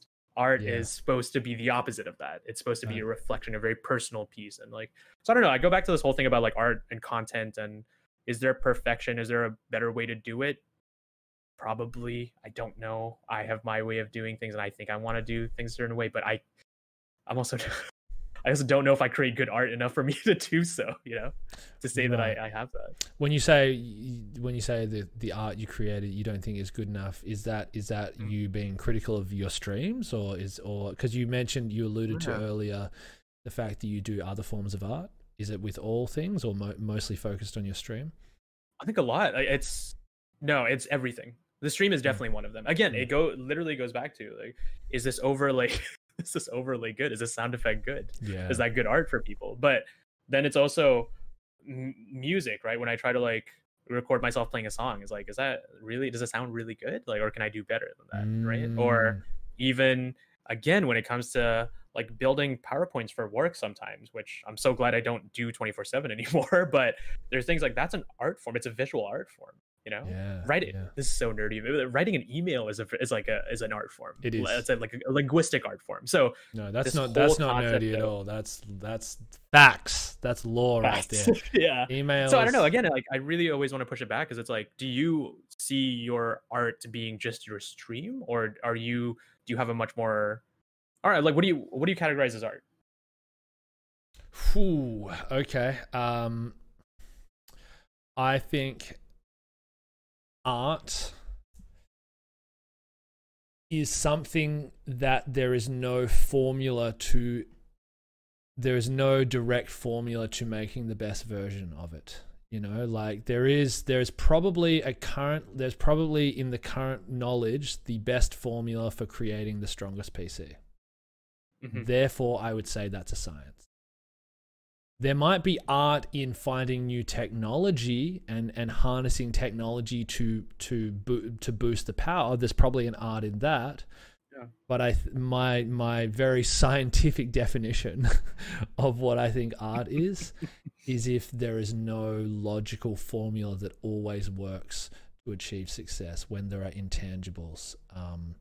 You know, and so that's why I think there is, you know, people say like the art of conversation. Yeah. That's, you can't just go, well, walk up to X person and say A, B, C, D, if Y, therefore good conversation. That's just not how it works. There's all these kind of subtle reading of the person and maybe trying to luck into the stars aligning and having things in common. So I think that would be my definition when there's no direct formula. What do you think? Like what equals art? Arif? That's a terrible answer. I always say anything that moves you. So it goes to like good films, whether it be like you feel for those characters or you hate the characters, right? Typical definition of that. But to me, it's anything that moves you, and it's literally anything for me is art, which is why I like celebrating it more so than, like, for example, I had I guess people that I knew a couple of years ago, we were just talking about going to an art gallery, and they were of very much the mind, and I'm not knocking them, they're still a couple of my closest friends, right? But they were like, I don't get it, you just go and look at this piece of art, I don't understand it, and talk about it. They were all like they're all like, eat cheese at the end or something, what goes on? yeah, so very mathematical upbringing, both in like, again, profession and or just the way they live most of their lives, which makes sense. But for me, it's like I can identify with those people. Yep. But I also think more of those kinds of people need to see this other side of the world, which is that things sometimes have no logic or reasoning, but you can feel something because of it, or things are derivative of it. So, well, I mean, I think even those people who I don't know of whom you speak, but I know people like that, and I respect people like that too. I'm not shitting on them. Even people like that can still go home and watch a Netflix series. Exactly. So you know, like it's not that much of a stretch. It's just I think appreciating art just is like a muscle. It's a certain muscle, you know. Like I didn't like going to art galleries as a child. I would rather play Mortal Kombat 2. I just thought that Scorpion was cooler than anything that an art gallery could bring me. You know, I also liked Mario and Luigi more. But, you know, over hold on, Porto. You do realize that Mario jumps into art pieces in Super Mario 64, He fucking right? does. He fucking does. Well, you know, and as I got older, yeah, you realize that the very things that I was playing were a form of art. And it's just a new medium. And also I became more versed through both just growing my taste developing myself, but then external exposure. My mother is an artist. I got closer with her. I started to see what moved her and having discussions with her about it, and people I've been very close to in my life. And I've been to so many fucking galleries now. I love that shit. I go alone. Like, I'm like, when I travel, I go to the galleries. Like, I don't go to every, it's not like I have to go to every single gallery, but you know, when I was in Edinburgh this time last year, I went to like 3 or 4 galleries, and I spent hours in those things, you know, like, because some of that shit moved me, and some of that shit was like me trying to, like, what I got out of it was me trying to get into the what was going on with the artist, like, what were they trying to convey here, why make this piece. It's not just like, oh, this is pretty. I mean, maybe sometimes. Correct. So I guess this is a long-winded way of saying that I think everybody has the capacity to appreciate art in all forms. And, you know, like, even if you're really mathematically inclined, I'm sure the greatest mathematicians probably had a bunch of beautiful artworks on their walls. Yes.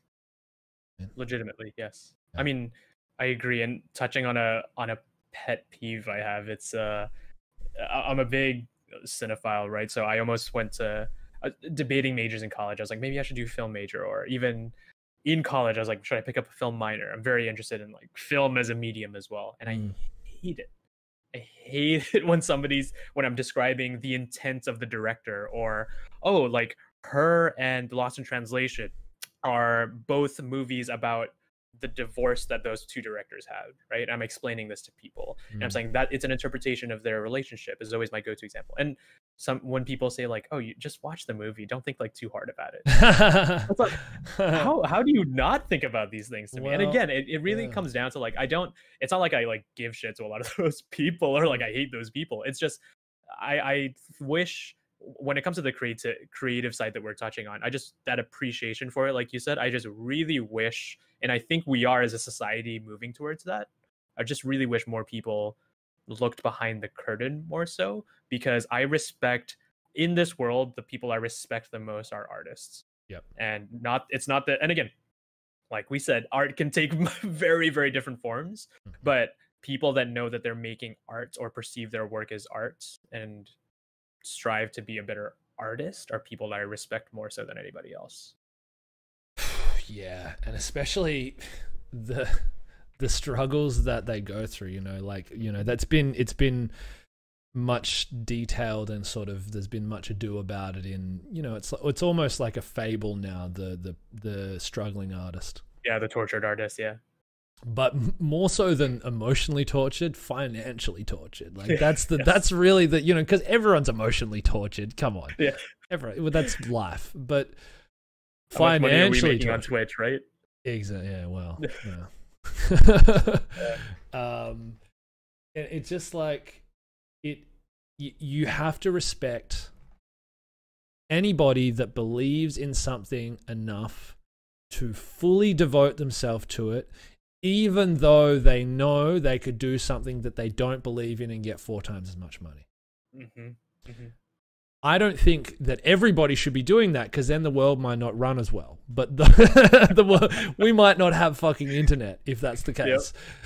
So, like, don't get me wrong. I do respect people who don't do that shit. Yeah. But if we don't have those people, who the fuck are we going to go home and watch on TV without internet?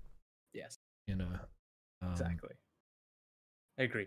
And again, it goes back to just like this perception of the world, and in some ways it really goes back to this conundrum where I think I love having these conversations, right? I just don't get to have these conversations a lot. And I'm not saying that it's because other people don't feel it. It's just we don't really have these conversations casually, and I just wish we did more so, you know? Yeah. Well, I've definitely had people in my life with whom I've had these kinds of conversations on a more frequent basis.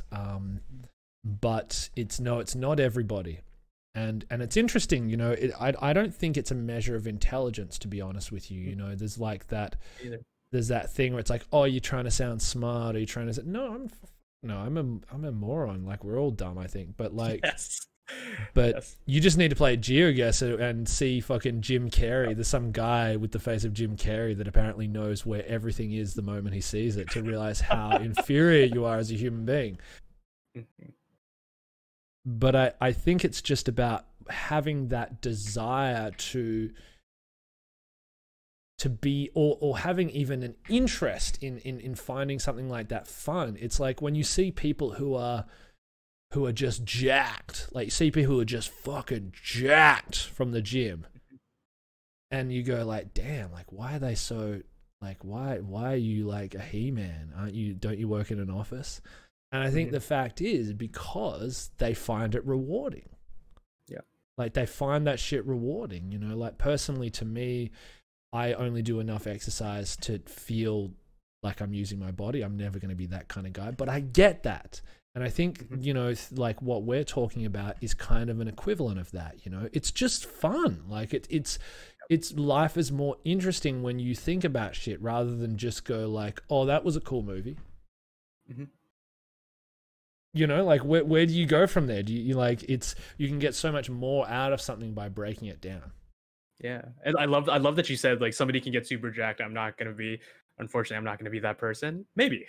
You never say never, right? You never know. Go get the weights right now. But it's that appreciation of, I see what you're doing. I respect you for doing that. And I will learn. I'm like more than happy to learn about that. I'm fascinated about that. But I'm probably not going to be that person, right? Yeah. And it's the same. I guess like I strive, this perfect society for me is more of that side of like, how do people really appreciate the other end of that interaction, right? Or does one side of that interaction appreciate it more so than the other, you know? And if we were all much more openly curious about these things and like really having much more of a inquisitive kind of like mindset, that to me, that's like utopia, because you can never I don't think we'll ever figure out everything in this world, but in some ways, I feel like sometimes we're so behind on figuring out more so because we seclude ourselves into those buckets and into those niches. Wow. So that's fascinating. In what ways do you think humans are behind where they could be right now? It's tough because so like I said, I work in technology. I work with a bunch of startups. I work in venture capital. And so like it's, I hate that I talk about work a lot, but I do genuinely like my work. Yeah. Unlike a lot of the popular kind of mentality of that end, right? Very blessed to be in that situation. But there's this notion in tech where there are people that believe that everything in this world can be solved by technology. And I'm very much on that bandwagon, right? And I think there's a lot of barriers of just knowledge sharing, or why does this part of the world progress more so on figuring out a better chip that could work in this device than this side of the world, right? Like, doesn't make sense to me. If we're all humans and if we all have the same brains of pieces over here, everybody should be able to do that one thing, right? Oh, sure. So that's an example for me where, as great as technology is progressing, like that's one area where if we just had some form of ability, and I don't know what that takes, to be very fluid and open to share a lot of the progression, better than just reading an academic journal or having one piece of work that is the go-to reference. Like, I think we could progress so much faster. Are you sort of referring to kind of like intellectual gatekeeping? That, yeah, one aspect of that for sure. Yeah. But that's an intentional aspect of it, right? Another unintentional aspect is that, so I'm very much passionate.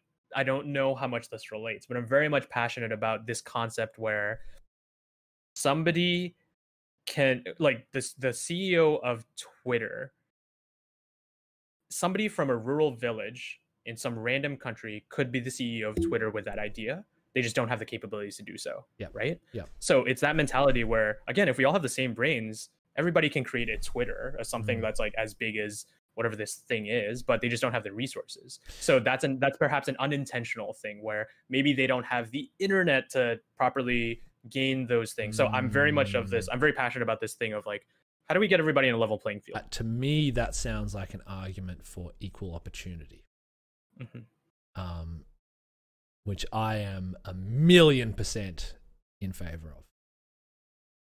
It also sounds to me, and I would love your take on it, given that you lived there and studied there, it sounds to me like one of the founding principles of the United States of America.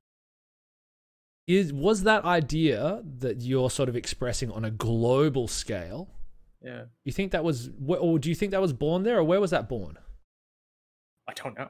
Dear God, talking about being idiots, I have no idea. I'm not an expert in that, but I'm sure you have thoughts on this. But for me, in terms of being in the U.S., like I've lived there for 4 years. A lot of my friends are out there.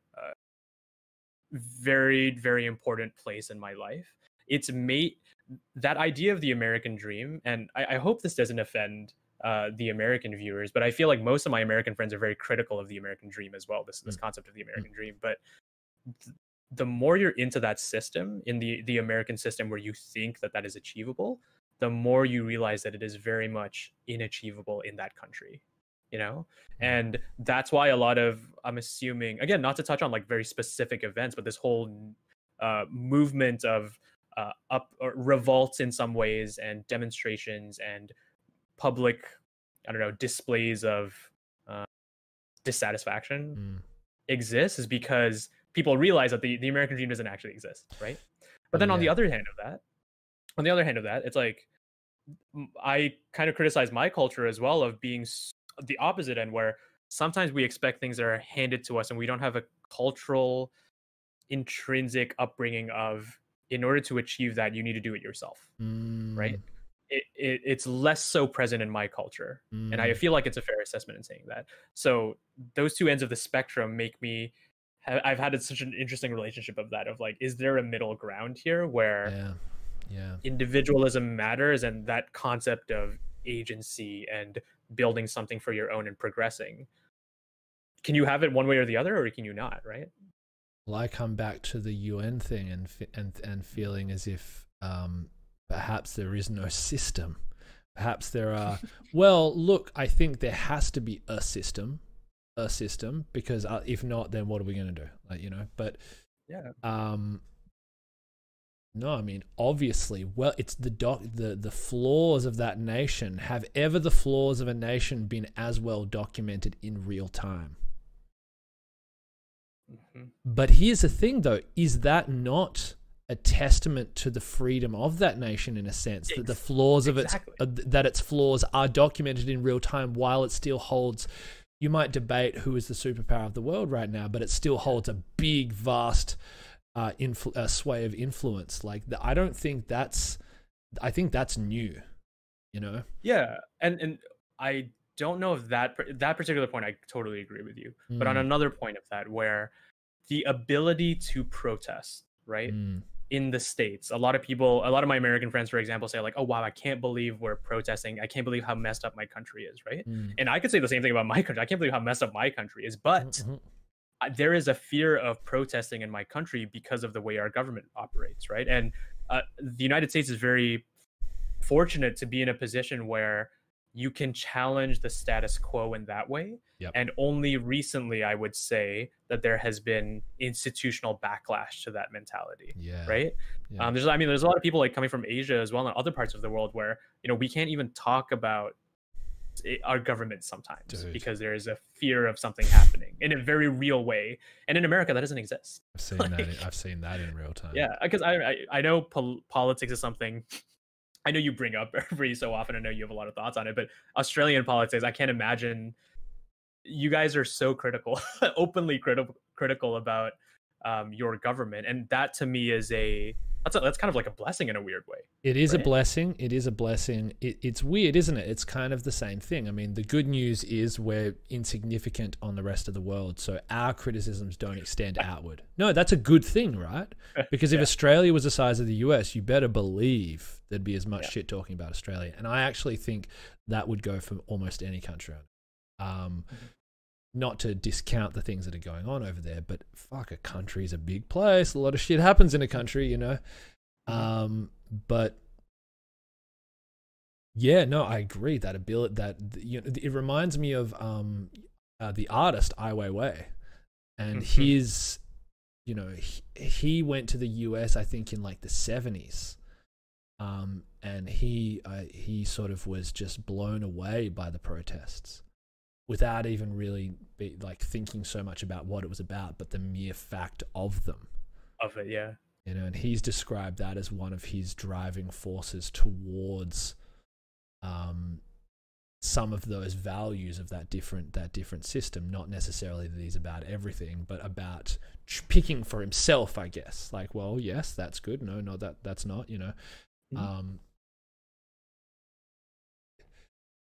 I have had discussions, sometimes arguments with friends, sometimes not friends, about what can be achieved or cannot be achieved with protests. That being said, I feel very lucky to be in a place where that can happen. Yeah. As just a symbol of people having a voice, and I guess more so than having a voice, an idea that a country is for, or let's not even talk about a country, a place is for the people, and that people work for the people. Jesus, we're really getting into some shit tonight. I know.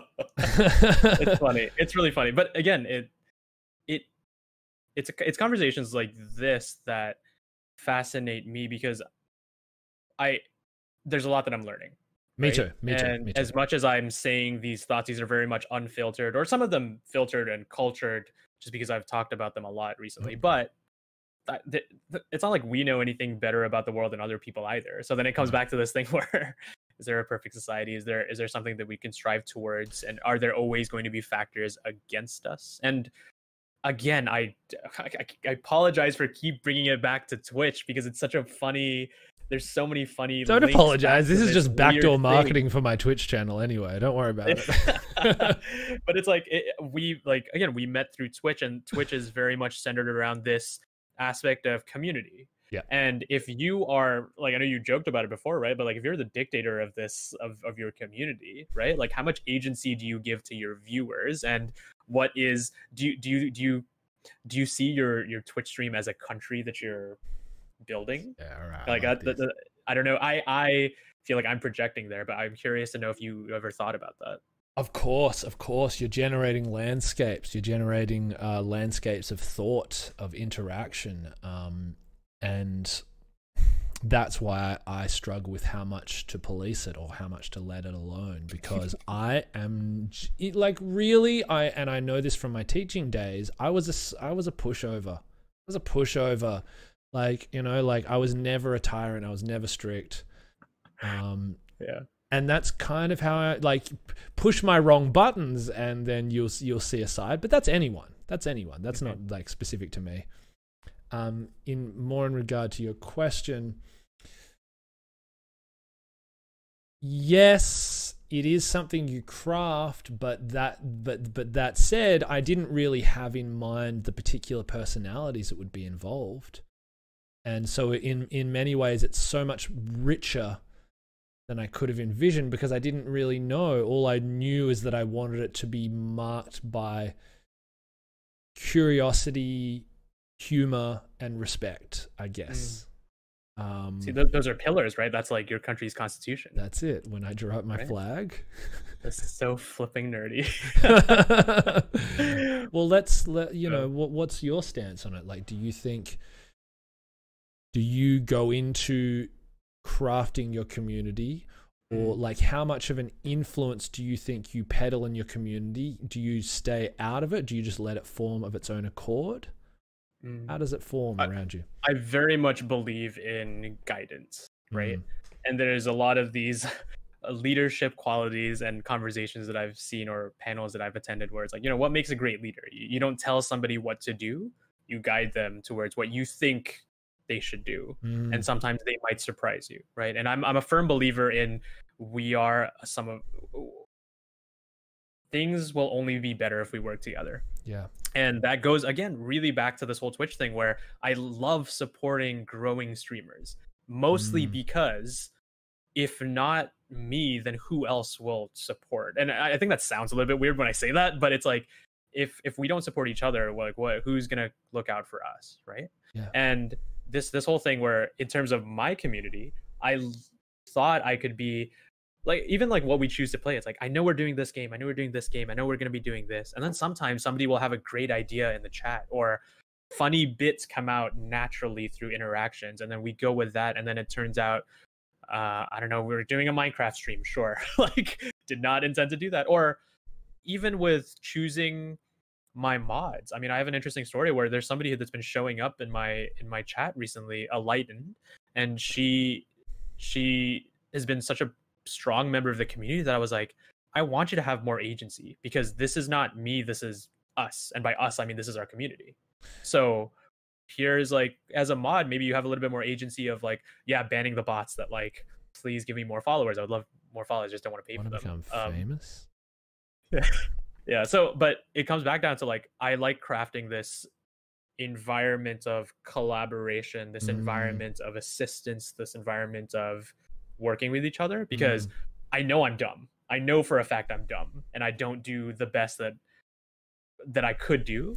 But a lot of my successes is derivative off of like collaborations with other people. And that's a really good take on it. And it's fascinating that you mentioned Enlightened, because I've been getting to know Enlightened a little bit, who came in with a raid with you, and they're lovely. The best thing, isn't it? Oh, it's so great. And that makes me feel amazing. Well, and they mentioned that they'd been because they're an artist, they've been working on, I think, an emote based on something that happened, like based on a running joke in your channel with Final Fantasy X, with the attacking with the mages and shit like that, with the Lulu Moogle or whatever. And that's a perfect example of that, right? Where it kind of, you can guide it, you can be the person maybe central to it a lot of the time, but it's sort of crafted and molded around you, and that's fucking fascinating to see how these things grow, you know? Yeah. And it's like, it goes back to even your emote of the roasted emote, right? That is intrinsically a community tool, right? It's and almost a signal, like it's a green light, some might call it. Yeah.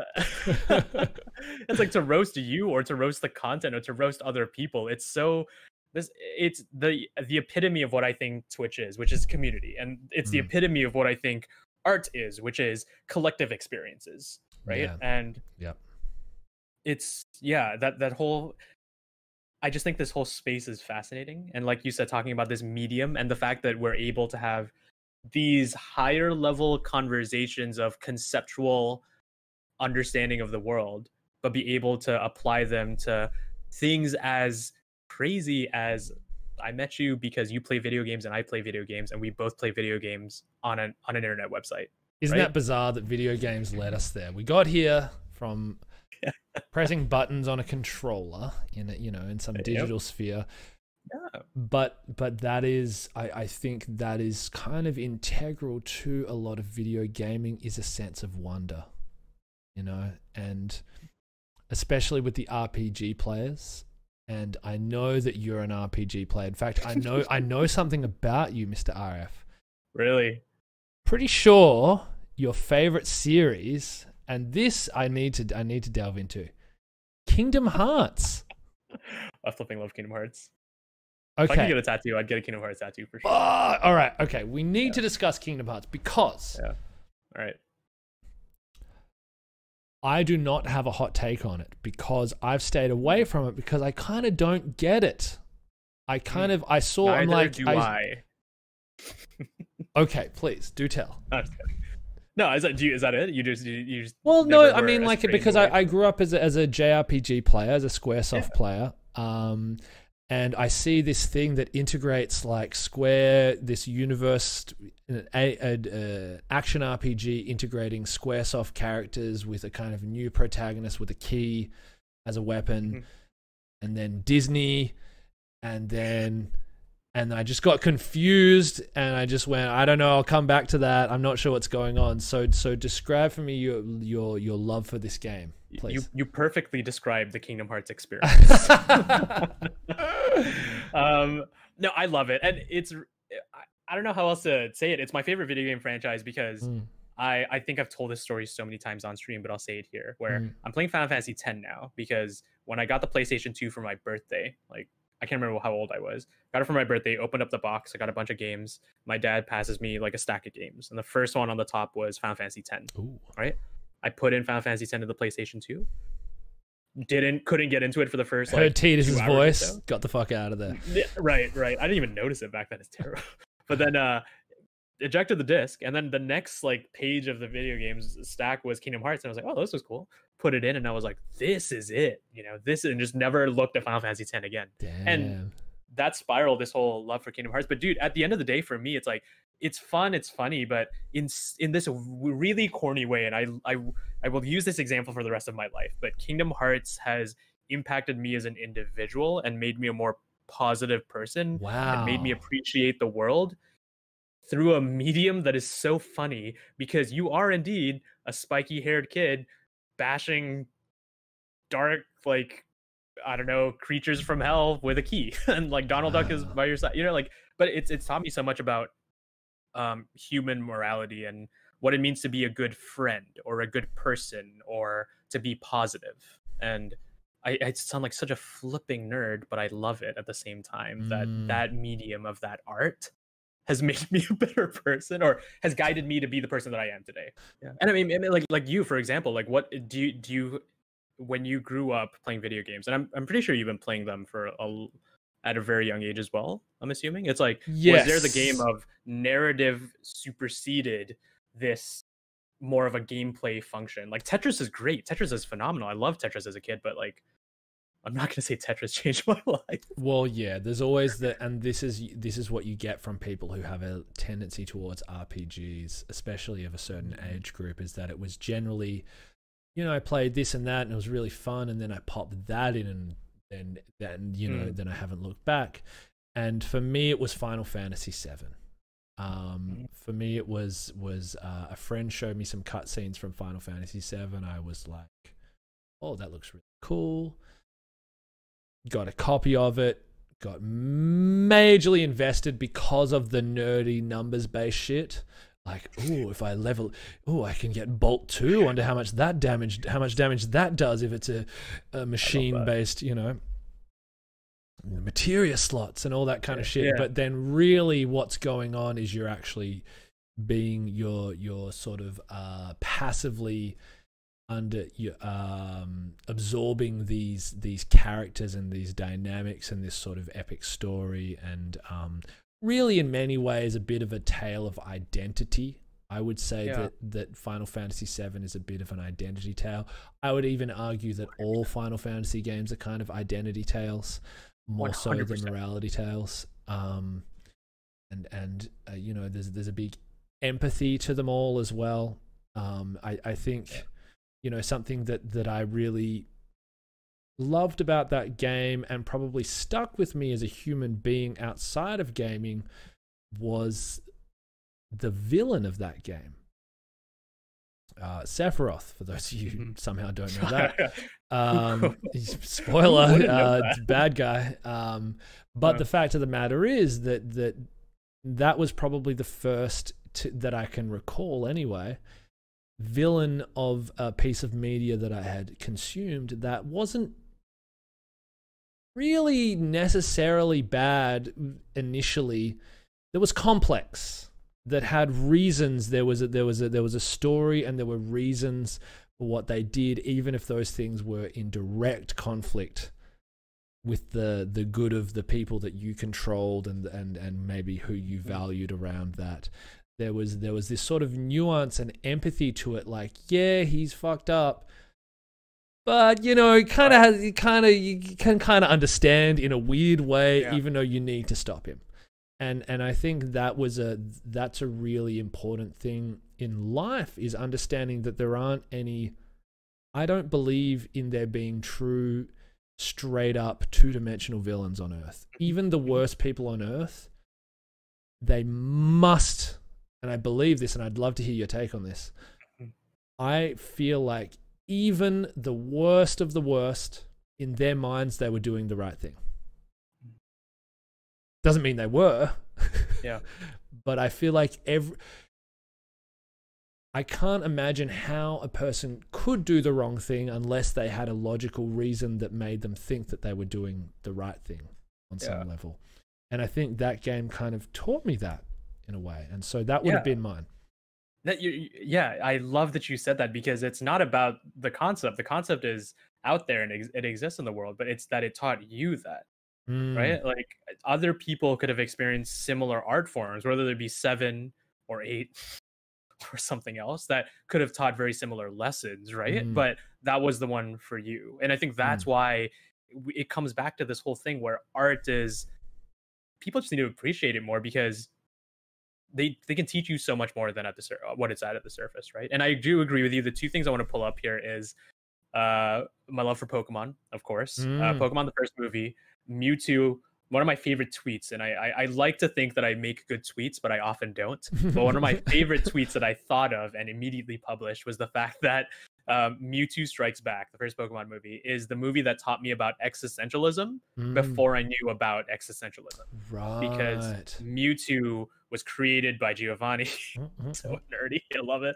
And it's he's a Pokemon, but is he really? He's just a creation of humans, right? So what is he? And that's why he organizes this whole like battle royale, fight to the death thing, and creates clones. And so that's one thing where art forms, no matter how childish they may seem, or whatever the medium they may take, like they still teach you so much. And like on that note, like Princess Mononoke, Studio Ghibli film, is the one that I think cemented that, what you're talking about, for me, where I watched at a very young age as well.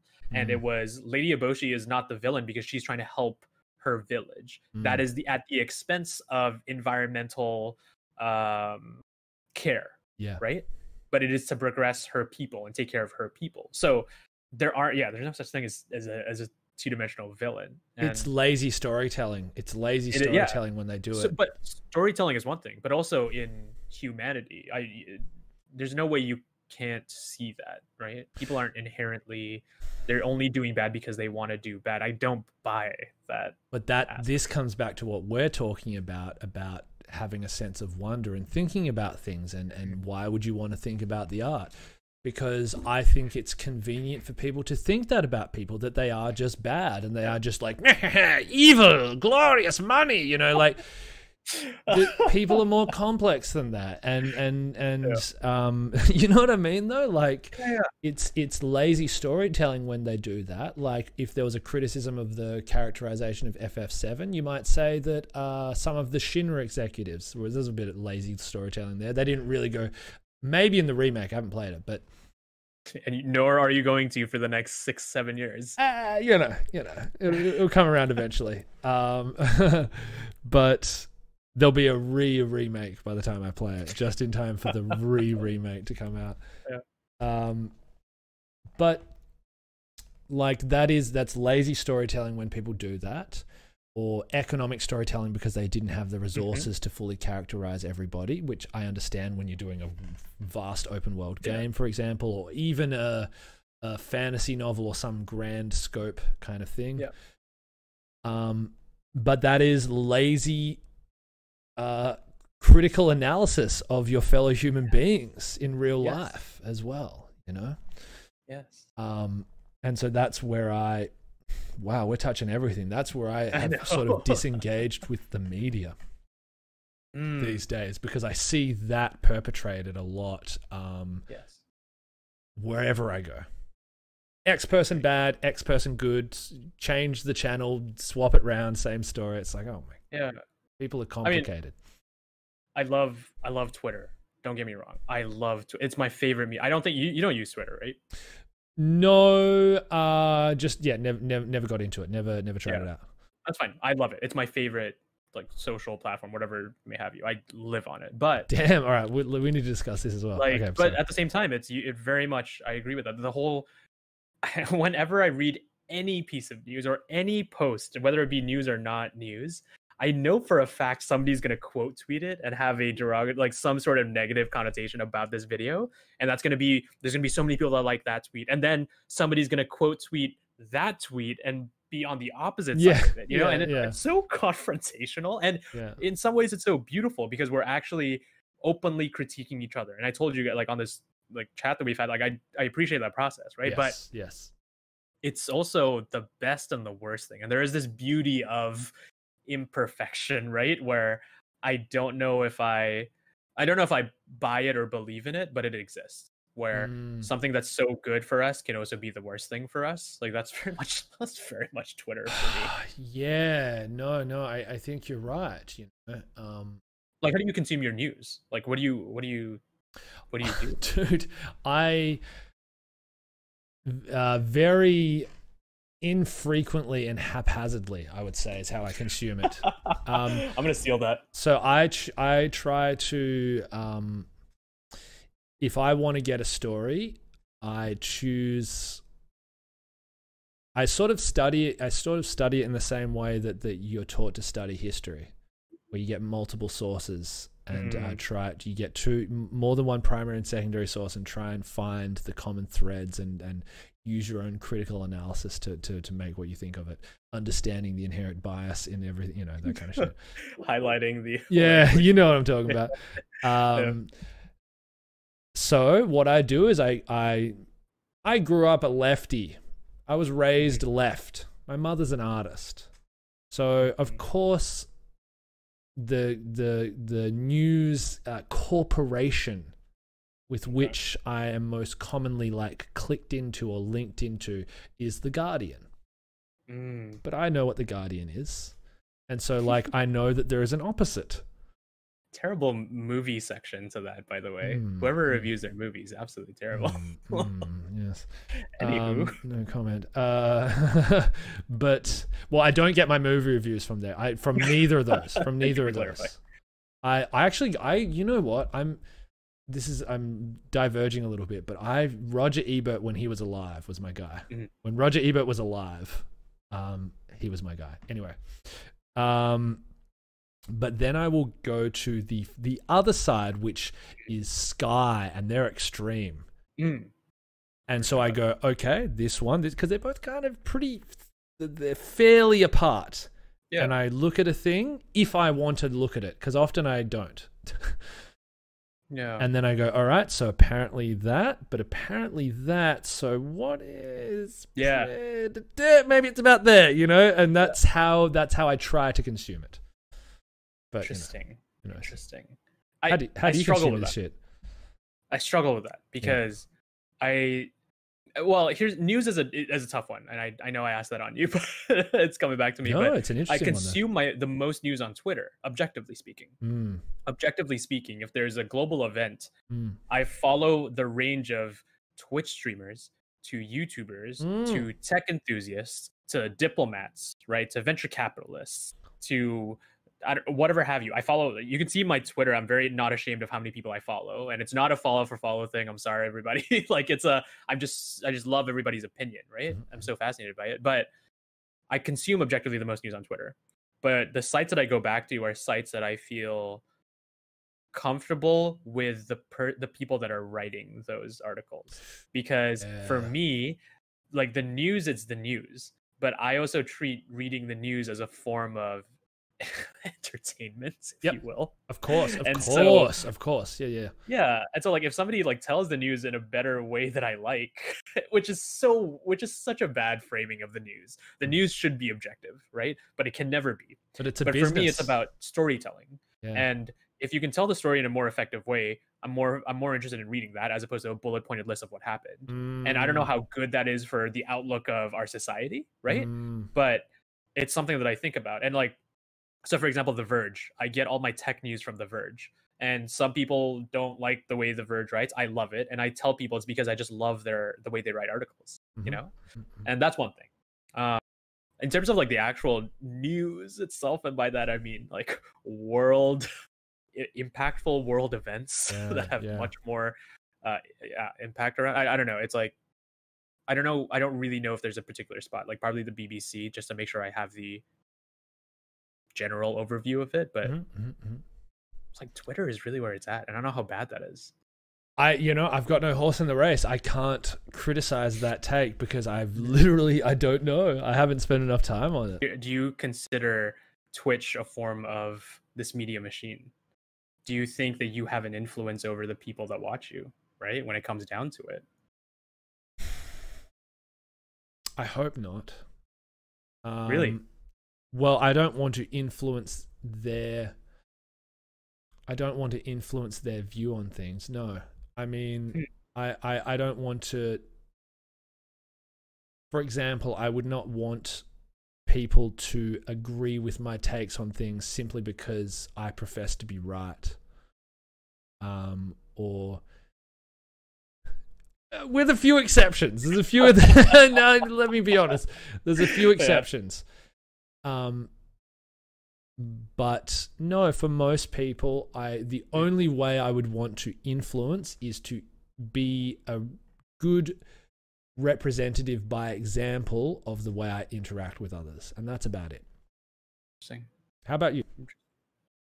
I haven't figured it out because I always think about it because I'm thinking of the Twitch followers that have like infinite amounts of followers, you know what I mean? Or sorry, the Twitch streamers that have infinite amounts of followers, and it's like you are no longer just a celebrity. Even this notion of celebrities are changing, where it's like you could essentially like control a whole army of people if you guided them in a certain direction, right? Let's get about the power that has. And so I don't think I have nearly as close as a infringement of influence in that kind of sense, but it always comes back to the forms of media, right? Like you're talking about the newspaper and big institutions that I also very much think about, right, when I interact with the world. But it's also like new media, right? New like if somebody on Twitch says something and like guides the community a certain direction, that is its own form of influence that I think is almost as powerful as like print media, right? And so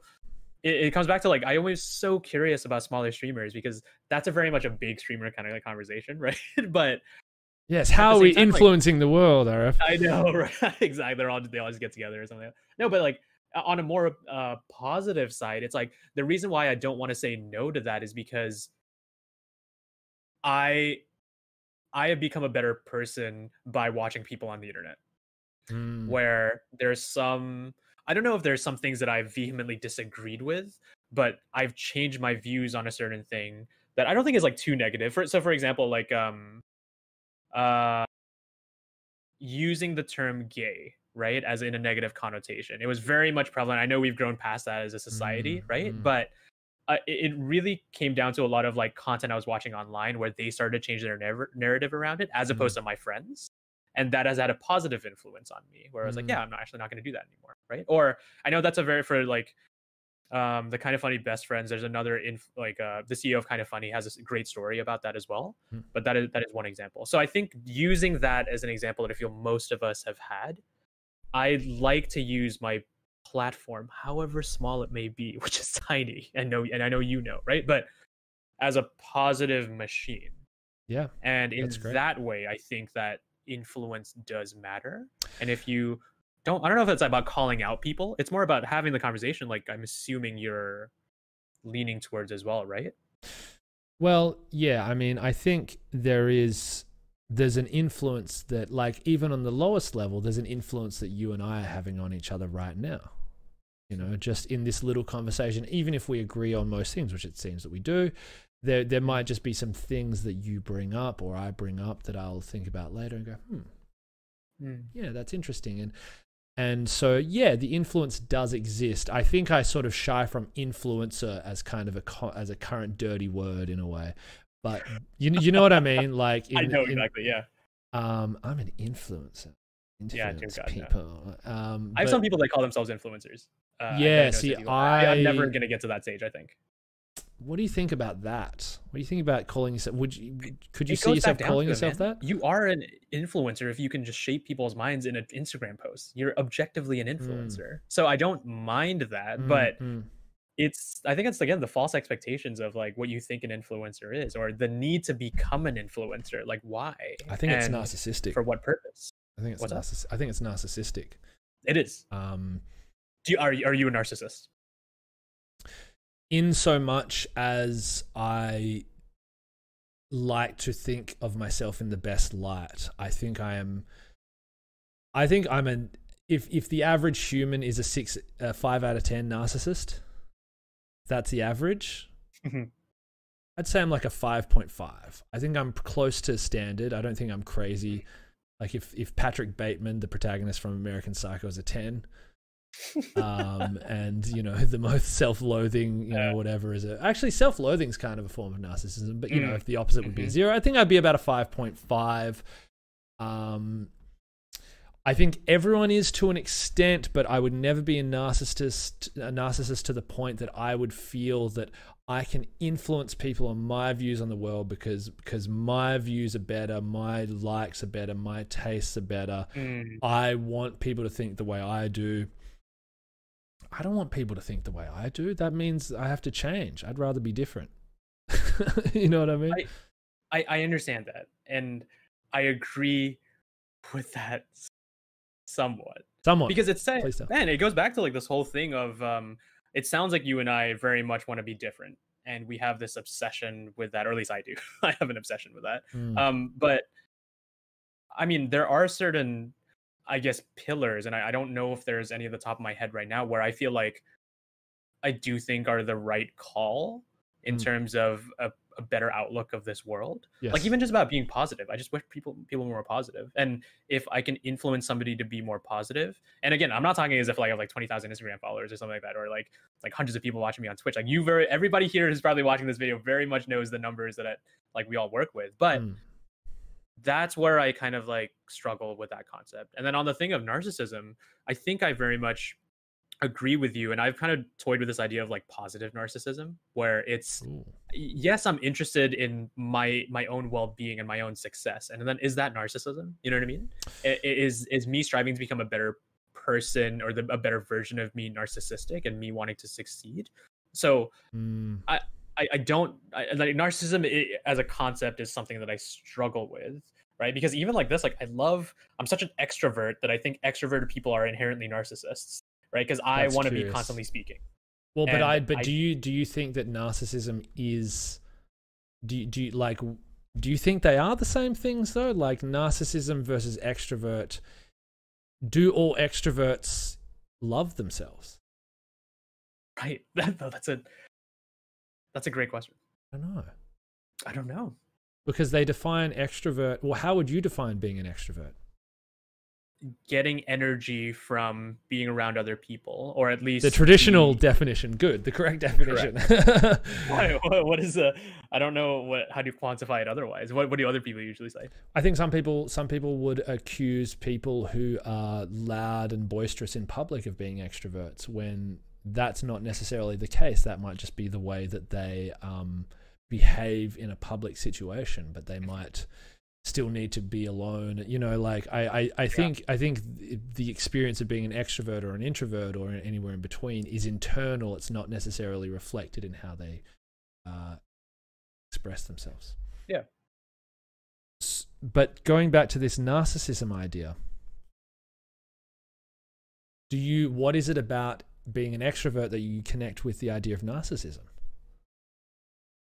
I think it's my form of extrovertedness where I know, and I was uncomfortable with this beforehand, and I think I'm much more comfortable with it now, but I knew I'd like to hear myself speak because I felt uncomfortable when I didn't speak in social situations, right? So that's a quality of an extrovert. Yes. And then the fact that I realized that, is it because I just need to hear myself do that thing? Does that make me narcissistic?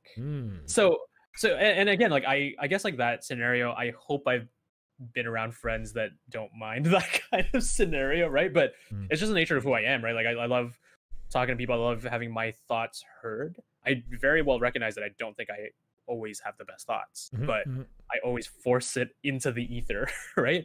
And it's just the nature of who I am. But then it comes back to like, then it makes me always question, like, then is that narcissistic? Like, am I streaming on Twitch because I want to grow a community, or is it because I'm so narcissistic that I want myself to learn how to grow a community? You know what I mean? Yeah. Or there's probably some people out there that they want to be the central figure in something, or dare I say, they want to become famous. Yes. What's your take on fame? I love it. I want to become famous right now. Give me all the sponsorships. No. It's like, it depends what the definition of fame is. Like, funny, going back to the UN, my most favorite, the best celebrity I've ever met is the United Nations Secretary General. Yeah, that's crazy. nobody would ever say that. Like, for example, so I met, let's say, like Maroon 5. I've met Maroon 5, right? Maroon 5 for me is like all the way at the bottom of my list of celebrities that I've encountered with, if you will, in my life here. The Secretary General's like up there, but like not a lot of people would say that, right? So it depends what fame is, but when it comes down to like this whole streamer culture, this online internet culture, I don't like people who even use that word or use it to reference things, because I don't think there's a lot of definition to it. Why do you think fame appeals to people? I'm unsure, personally. Well, at least to me, I would love to be famous, to be honest with you. Right? Yeah. On a negative version of what I just said, like I would love to be famous, but here's my distinction, right? Like I just think that it goes back to this sense of fame to me, or the concept that I like about fame is getting yourself known in a community. And I think the easy way for that to happen is if somebody just looks absolutely gorgeous and that's how they're known in the community and that's how they become famous, right? But I'm more fascinated in other ways. So like I want to be, I like, for example, I'd love people who do social impact work to be just as famous as a movie celebrity, right? And I would associate that. I don't like using the word, but I would, to me, fame is that line of trajectory of being well known in a community. So I don't know how that applies to me, but I mean, again, I'm fascinated how you deal with this concept, because you seem like a very much more grounded, you can see things as the way they are, and you're not too mystified by a lot of fame and fortune, if you will, right? Do you think, do you want to become famous, or how do you see fame in general? I've spoken about this before on stream, and we're both doing this tonight where we're like talking about things we've said a million times in our streams, but fuck it, we're allowed to do this shit. It's content. It's just you and me here. I feel like my awakening to fame as a potential negative, at least for me, because when I was young, even when I was, a young adult, like the idea was like kind of cool, people would know me and people would know what I did, and people would just love me just by seeing me. They'd love me and they'd respect me, and and they're all, of course, they're understandable. Why wouldn't people want that, right? Like, why wouldn't you want people to see you and immediately associate you with something that they value? That sounds great. I think on a personal level was when I went abroad. That's when I saw this kind of microcosm of it. When I was living in southwestern China, it's very, very, very, very, very, very monocultural. 99.999. How many pictures did people take with you? Well, there's two questions. How many did they ask? And how many were really taken? And I'd say the latter was far more, like per day. I can guarantee you per day, dozens per day. How tall are you? 6 foot. Okay. Just 6'0". I just scraped in there. Just scraped in there. How tall are you? 5'7" on a good day. Okay. Just the basketball thing. I'm trying to figure out what position you would play. Yeah. We're both guards, really. Let's be honest. So, but 6 foot where I was. China's a big country, but in the southwest, in particular, that's quite tall. Closer to like Harbin, and in the north, that's closer to Russia, and 6 foot's not a big deal there. But that's quite tall. But also blue eyes, blonde, big pointy fucking elf nose or goblin nose or whatever this is, and different, just looking different, right? Yes, and so in this city there were some expats. There weren't many, and so whenever they went anywhere, it was an event. It's not like Beijing. It's not an event in Beijing because there's more people there. They see that shit all the time.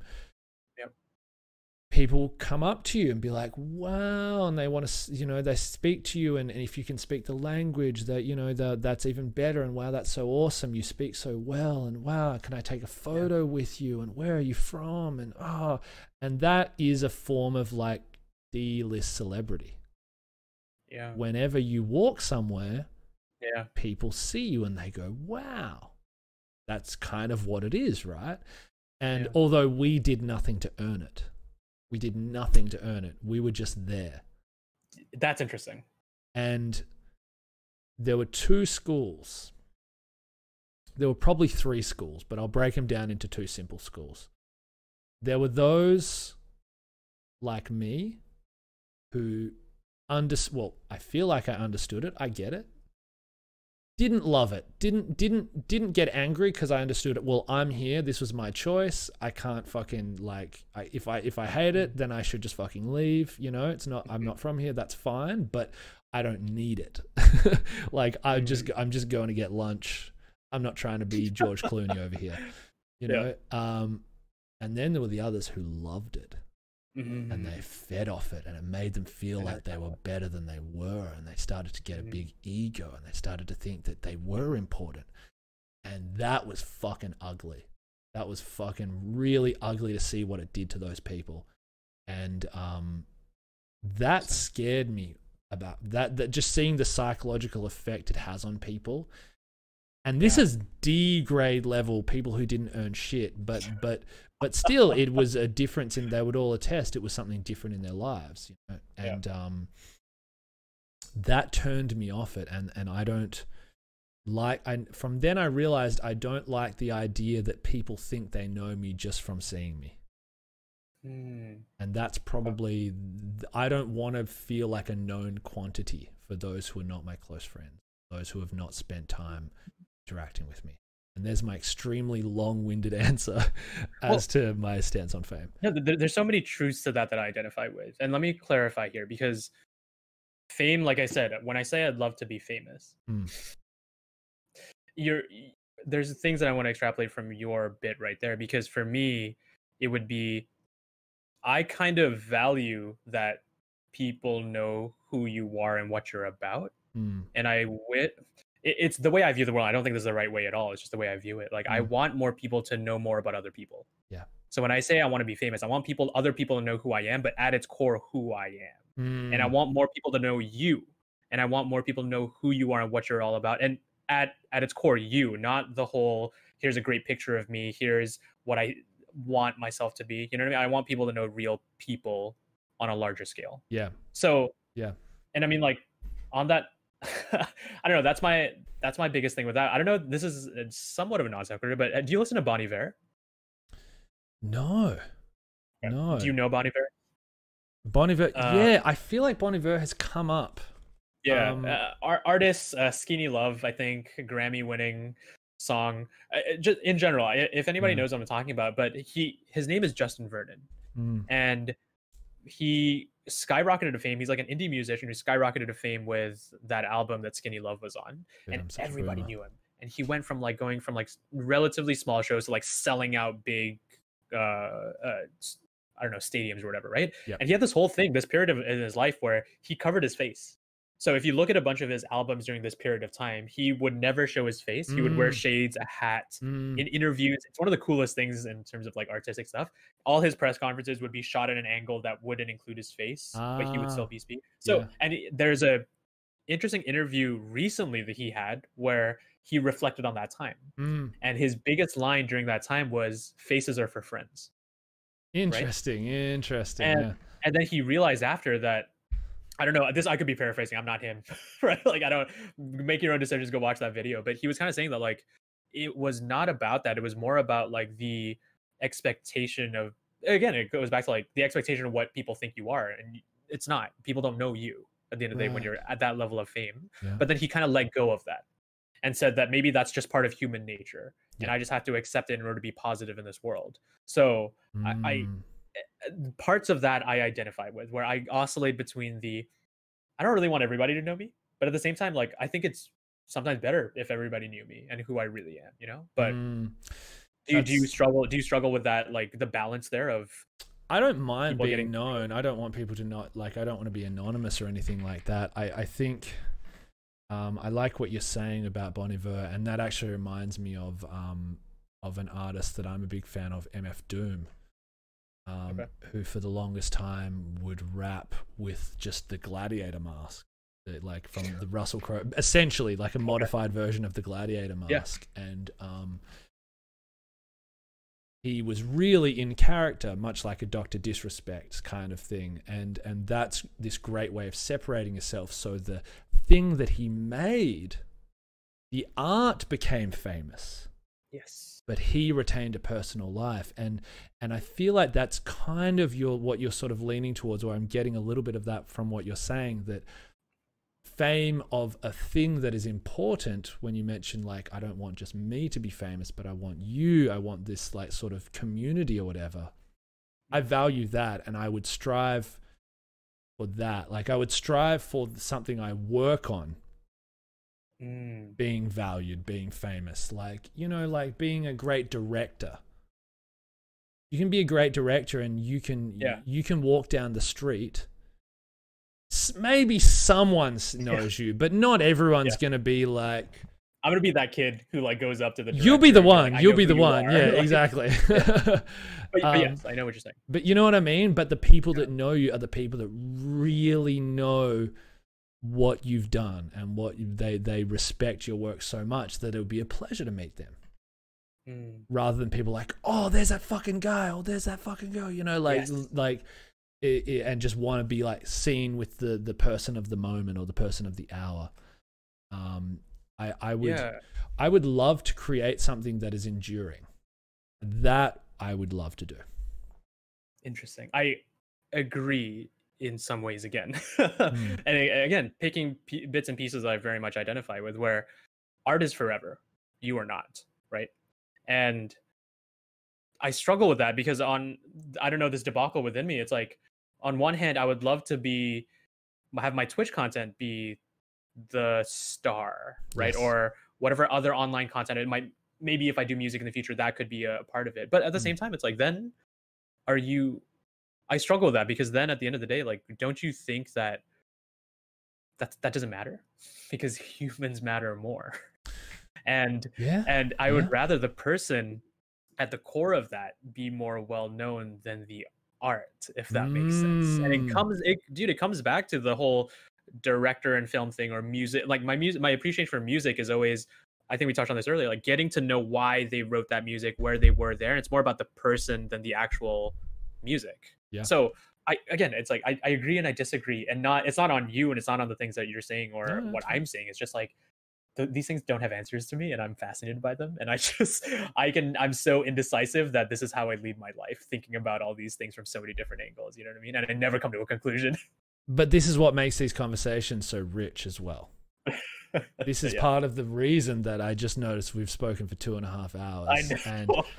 I still I've looked at this fucking pad a few times, and I've been like, oh, I'll hit that later. We'll do that later. 20 we'll questions get to go, that. you know what I mean? We'll get to that. Dude, we have to wrap this shit up. I know. What was this about, like making them shorter form pieces or something like that? Fuck's sake, Arif. Don't bring it up now. Like 2 people watching at this point. I'm so sorry. Nah, man. This has been a great conversation, dude. It really has been. And look, I can already tell you're the type of person that we could do 10-hour chats.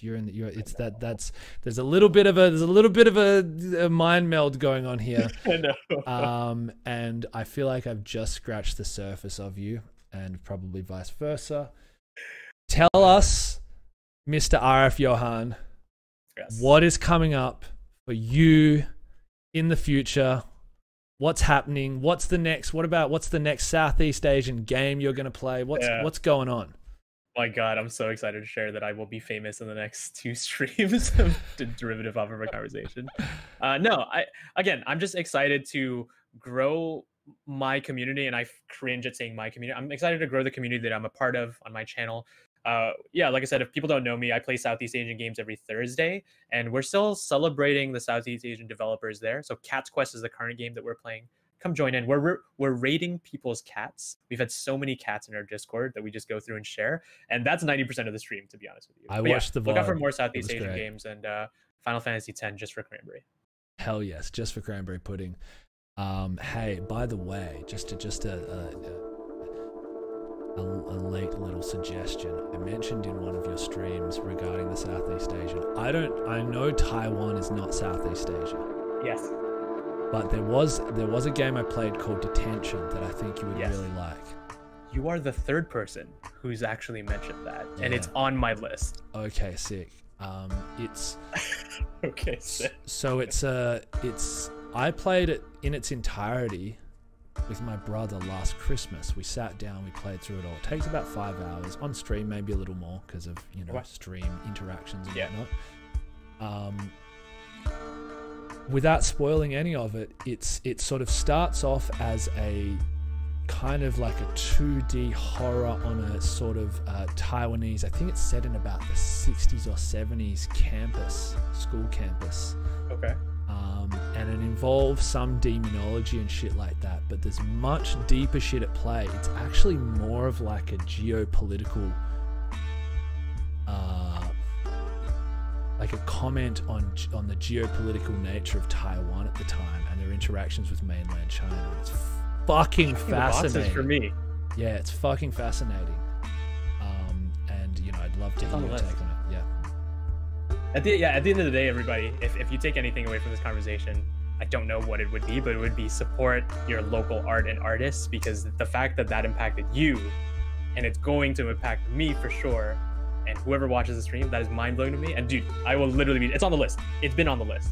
Oh yeah. Yeah. Fuck yeah, dude. This has been really fun. And I look forward to further chats with you in the future, dude. Thanks so much for having me on, Porto. I appreciate this. What a great Let us say goodbye. Thank you for watching and listening to Porto Forgets. It's an episode of content and talks with RF. Take it easy, guys. Bye-bye.